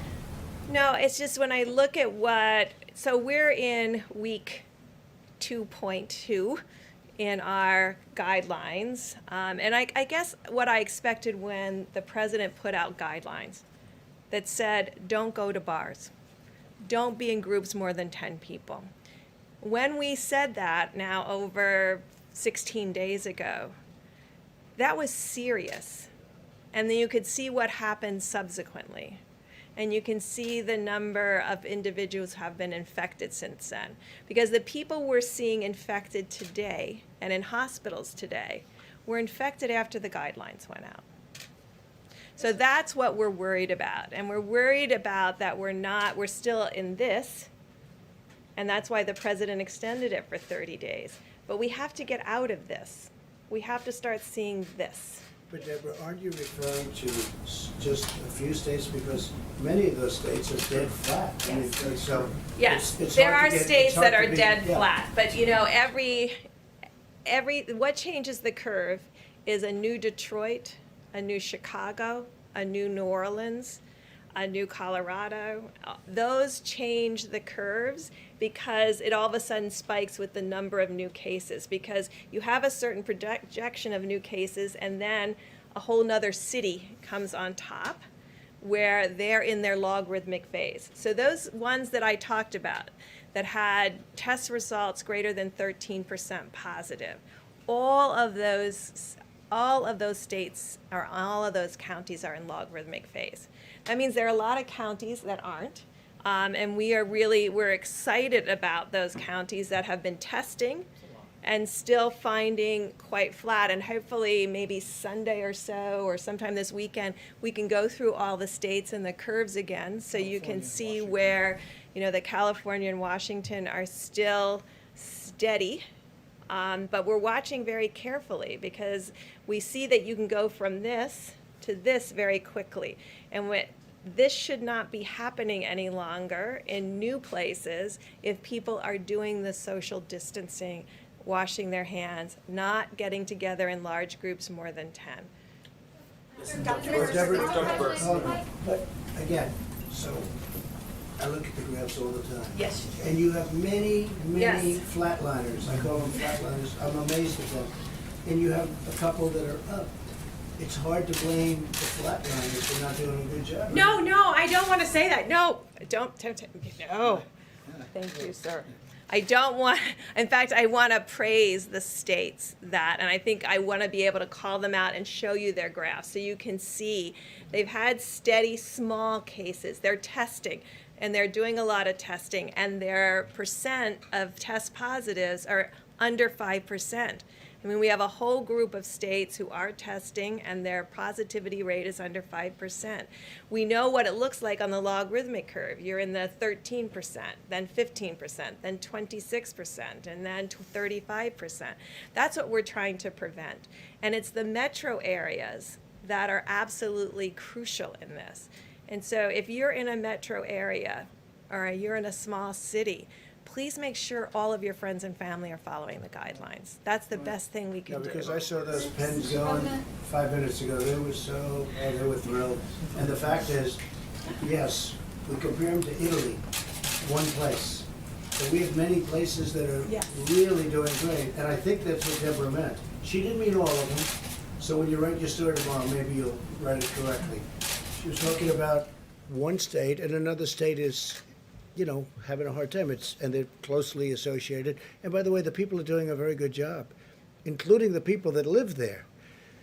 But when Deborah was talking about Italy, she was talking about the one, and then the other was lower. And then you have mostly states that have been unbelievable. So she wasn't talking about the average of everything. She was talking about an individual state, which is, I think, still better than Italy. Italy's having a hard time. By the way, Spain is having a hard time. France is having a hard time. But our states, generally speaking, it's like lots of different countries all over. We have many of those countries are doing a phenomenal job. They're really flat. And I think that's what you meant. I don't know. I don't want to speak for, but I thought that's what I understood she meant. Yeah, please. Question about that though, because coronavirus is present in all 50 states. You said before that when you implored mayors and governors to be serious about this, you said once it shows up, mitigation efforts are too late. So how do you then square that with this notion that some states are doing well? I mean, the virus doesn't abide because by some state states laws. they stay in better. They're not touching. They're not whatever it is. They're not going out. They're not in groups.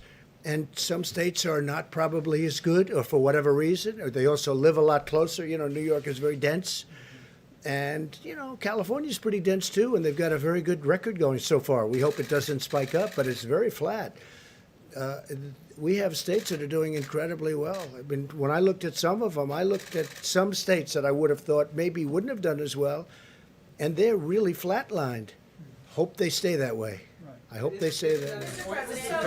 Say it, Jim. Or isn't that the point, that you want those states to stay flatlined? I want them. Yeah, I mean, it that's what I'm seems like saying. you're- No. But when Deborah mentioned about Italy and our country, she wasn't referring to our country. She was referring to one state.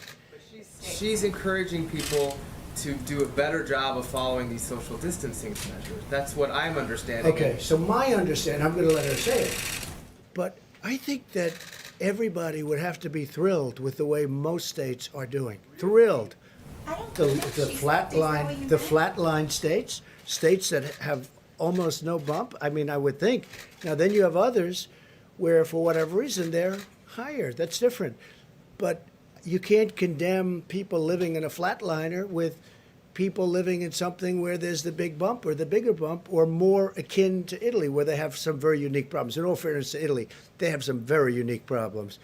But if you'd like to come up and... So how many flatline do we have, and A lot how of many them. do we have? How many? How many do we So have? why don't I bring you the whole deck again, and we'll divide out the states so you can see them, because you really have to see each state separately. That's why I started with, there are states where you've heard me talk about how concerned I was. These are states that before the guidelines went out or right after the guidelines went out, I mean, you can look at it, it's on the website if you go to the healthdata.org, about when governors made clarity about closing their states as far as the social distancing, the washing of the hands, the bars, the doing takeout. And you can line that up with the presidential guidelines. And not all states, when the presidential guidelines came out, immediately followed the presidential guidelines. Not all states did. There are states that also may have gotten many more seeds from outside communities. That certainly is one of the issues that New York and New Jersey, Connecticut, and Rhode Island are facing. The virus came in from multiple places into those states. It was undetected early on, and they have a very logarithmic curve. What I'm saying is even one of those curves in one county, in one city, is one curve too many. So I am passionate about everyone following the guidelines because of the outlier curves. Maybe that was a better way of putting it. That's The outlier curves that's perfect. in specific counties is to make sure that doesn't happen anywhere else. So would you feel better if every state did a stay-at-home order? Would Well, you I feel think better? most of the states have done that. I think one death from this is one death too many. I mean, I come out of epidemics and pandemics. We know what to do. I know we don't have a vaccine, and I know we don't have a therapeutic, but we know what can be done, and others are doing it, and most of the people in the United States are doing it. It's our communities, it's every American that has to make these changes, and I know they're really hard. And I know it's hard to remember. I mean, I have to say to myself every day, because I'm around very important people, to like never touch anything. And I'm just like paranoid now about touching things. I'm sure you all are too. I mean, we've gotten to the place where we don't go to your places on Pebble Beach. We go to the one that's open aired because, I mean, you're trying to protect your reporters. I mean, I understand that. We're all trying to protect each other, and we all have to adapt to this new reality that we're in right now. And I believe everybody is trying really hard, and I'm just asking them to try really, really hard for these next 28 days because they will make a tremendous difference. We see that evidence. And so it's like having a vaccine or a therapeutic because we know what works and we're asking everybody to apply what works. And I know it takes amazing attention to detail because, you know, the minute you forget or do something, you're like, oh my gosh, I should have never done that. And that's the level of attention it takes. Covering our faces could help us do So I that, just want to and say, look, guidelines are many coming out. states have started low and slow, and then they stayed at a good level. Some really stayed at a great level. Some, Louisiana is an example, it was low and slow, and they were looking great. I was watching it because, you know, it's a kind of a place people go to with Mardi Gras, which sort of is an interesting point. Because after Mardi Gras, it was low, and then all of a sudden it went up very rapidly, and now it's one of our true hotspots, right?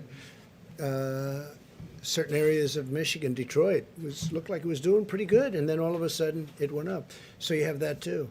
But I'll tell you what, we have states that have been really incredible in the fact that they have kept so low. They have not. You haven't seen the bump, and I hope you don't. I hope you don't. And you have a couple that for a lot of different reasons, and that's not to blame anybody, but they are at a higher level. But very few. I think, Deborah, I mean, I may say, I think most people have actually followed the presidential, you can call them whatever you want. I would never use the word dictates, because if I used that word, I would be in such trouble. In fact, you'll put me in trouble just that I even mentioned the thought of it, okay? But we make a recommendation, and I think they've done a good job.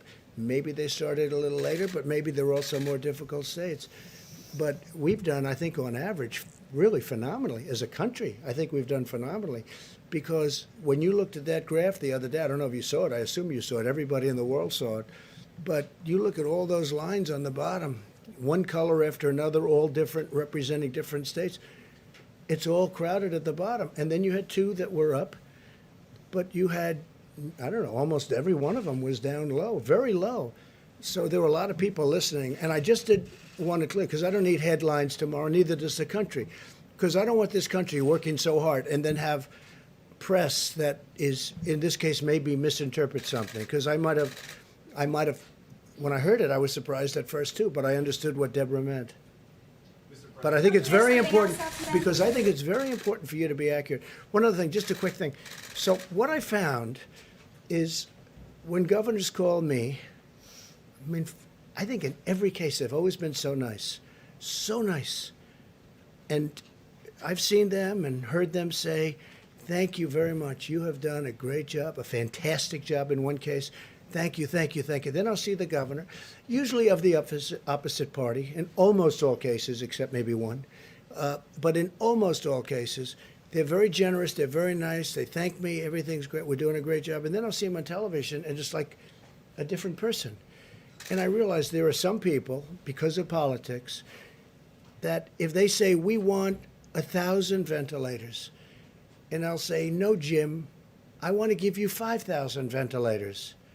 They'll say, thank you. You are the greatest president that's ever lived. And then I'll see them quoted in a paper or see them on a show, and they'll say, the president didn't come through for me. I'm very disappointed in the president. And we have a lot of that. They're very happy when they talk to me, then I see them. But there are some people, if they asked for 500 of something, and if I gave them 5,000, they will say, you'll say, how's the president doing? Well, we don't like the job. To my face, they're very nice.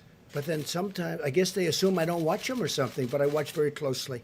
Yeah, please. Mr. President, one especially vulnerable population is the prison population, and that's especially with Jared here. I wondered if you could address what the federal government is doing to protect Well, it's inmates. vulnerable in that it's close together, really.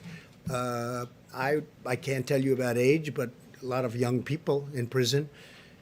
Some people, some states, I have not done that at all, but some states are letting people out of prison. Some people are getting out that are very serious criminals in some states, and I don't like that.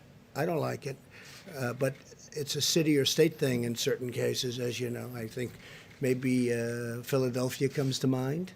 So we'll see. Have to see what's going on, and we don't like it. The people don't like it, and we're looking in to see if I have the right to stop it in some cases. Okay. Mr. President, 6.6 million Americans filed for unemployment last week. We haven't heard you talk a lot today about what they're going through. So, I think it's. what's your message to them? And I think it's terrible. So look, 4 weeks ago, we had the greatest economy in the history of the world, the greatest in the world, greatest in the history of the world. We had the most jobs ever in the history of the United States, almost 160 million jobs, right? And then one day, I get a call from Deborah, who's fantastic, and from Dr. Fauci, and she said, we have a problem. I said, what's the problem? And they said, we may have to close it up. I said, close what up? They said, close up the country. I said, what's that all about? And we discussed today, and probably not since 1917, we came to that conclusion. And she is a fantastic person, a brilliant person, and this is what she knows. I said, has it ever been this bad? And I think I can represent that you said no, and part of it is the contagion. It's so contagious. It's like, if you sneeze, I probably get it. Who ever heard of a thing like that, okay? And this very talented reporter is bailing out. Okay, he's out of here. I don't blame you. But it's a very contagious thing, and probably the likes of which we've never seen in terms of that. But 1917, so that's over 100 years ago, but that was, it's been written about many, many times. That was a horrible, whether it was 75 or 100 million people, I've heard from 50 to 75, I've heard 75 to 100, but it was tens of millions of people. Now, we have the advantage of communication. This could have been just as bad. I mean, here we can read on the internet, we can see what to do, we can have these meetings, they can watch on television, which they do. A lot of people are watching. A lot of people are watching. And they say, gee, social distancing. But in 1917, they didn't have that option. They didn't know what to do. They just noticed people were dying all over the place. Think of it, 75 to 100 million people died. A lot of people in this country died. To me, it's a great question. How come more people didn't die in this country? And they say it actually started in this country and went to Europe. I mean, we lost a lot of people, but relatively we lost very few compared to Europe. So this is a terrible thing that happened. And what's happening now with people and jobs, so think of the position I'm in. We have built all together, everybody, not me, everybody, the greatest economy in history. And all of a sudden, people come in that we respect or we know. And here's the thing, they were right. Everybody questioned it for a while. Not everybody, but a good portion questioned it. They said, let's keep it open, let's ride it. If we did that, you saw the other graph, and whether it's true or almost true or maybe not true enough, the number was 2.2 million people would have died. 2.2 million people would have died in a short period of time. In fact, the graph could have been even shorter. I always notice that horrible one where it goes high, it actually comes down a little bit faster. It might have been over faster, and you would have lost 2.2 million people. So they come in and they say, we have to close up the country. And I say, you know what that does to the fabric of this country? To people that had great jobs, great family, no problems with money, their 401k, everything is perfect. Then all of a sudden they go from that to having no job in one day. They never even thought of it. And then you see 6 million people unemployed, unemployment numbers get released, and you see 6 million people. And it's an artificial closing. It's not like we have a massive recession or worse. It's artificial because we turned it off. Think of what we're doing. We're saying, don't go to work and we'll pay you. Everything's the opposite. It was always go to work and make a lot of money and do well, and the American dream. Because of a hidden enemy, we're saying, don't go to work and we're going to pay you. Look at the money, $2 trillion. And we will probably do more. I think infrastructure would be a fantastic thing to do. You want to get the restaurants back, you give deductibility. You understand what that is? You give deductibility for businesses where they go and they use the restaurants. The restaurants will be bigger and better than they were before. You know, people don't know. A lot of restaurants closed when they ended deductibility. And then they started doing well, but they had fewer restaurants. But the boom of the restaurants is when they had deductibility, where corporations could use them. So, and entertainment. That was a great thing. But they closed it, and then they closed it again, and it wasn't the same. But you want to get them back, you do that. But infrastructure, we borrow our money now at zero. You know, if we were paying 5%, 4%, 3%, it's a different ballgame. We're borrowing. We can borrow long-term for zero, literally zero. You know that, because we're considered the safe investment all over the world. They want money in the United States. That's where they want the money. So I know better than anybody. I know what they're going through, and it's horrible. But you know what I want to do? I want to be able to get them back fast. When this is over, it's going to be a day we're going to celebrate because everyone's going to go to work, and I think we're going to have boom times. I think it's going to be great. And we've learned a lot. We've learned about borders. We've learned about reliance on other countries. We've learned so much that I think we really have a chance to be bigger and better and stronger. And I think it's going to come back very quickly. But first, we have to defeat this enemy. So we will see you tomorrow. Thank you very much. 怎么又晚了？这诊所太远了，这里多开几间就好了。政府里需要有我们的人，需求才会被听到。哎，你这……哎，你们两个都对，可光说有什么用呢？填好2020年的人口普查，就可以协助公共资金的分配，比如地方医疗、更多的政府席位。想要给自己发声啊！ 赶紧上网填，打电话也行。请上2020census.gov 完成普查。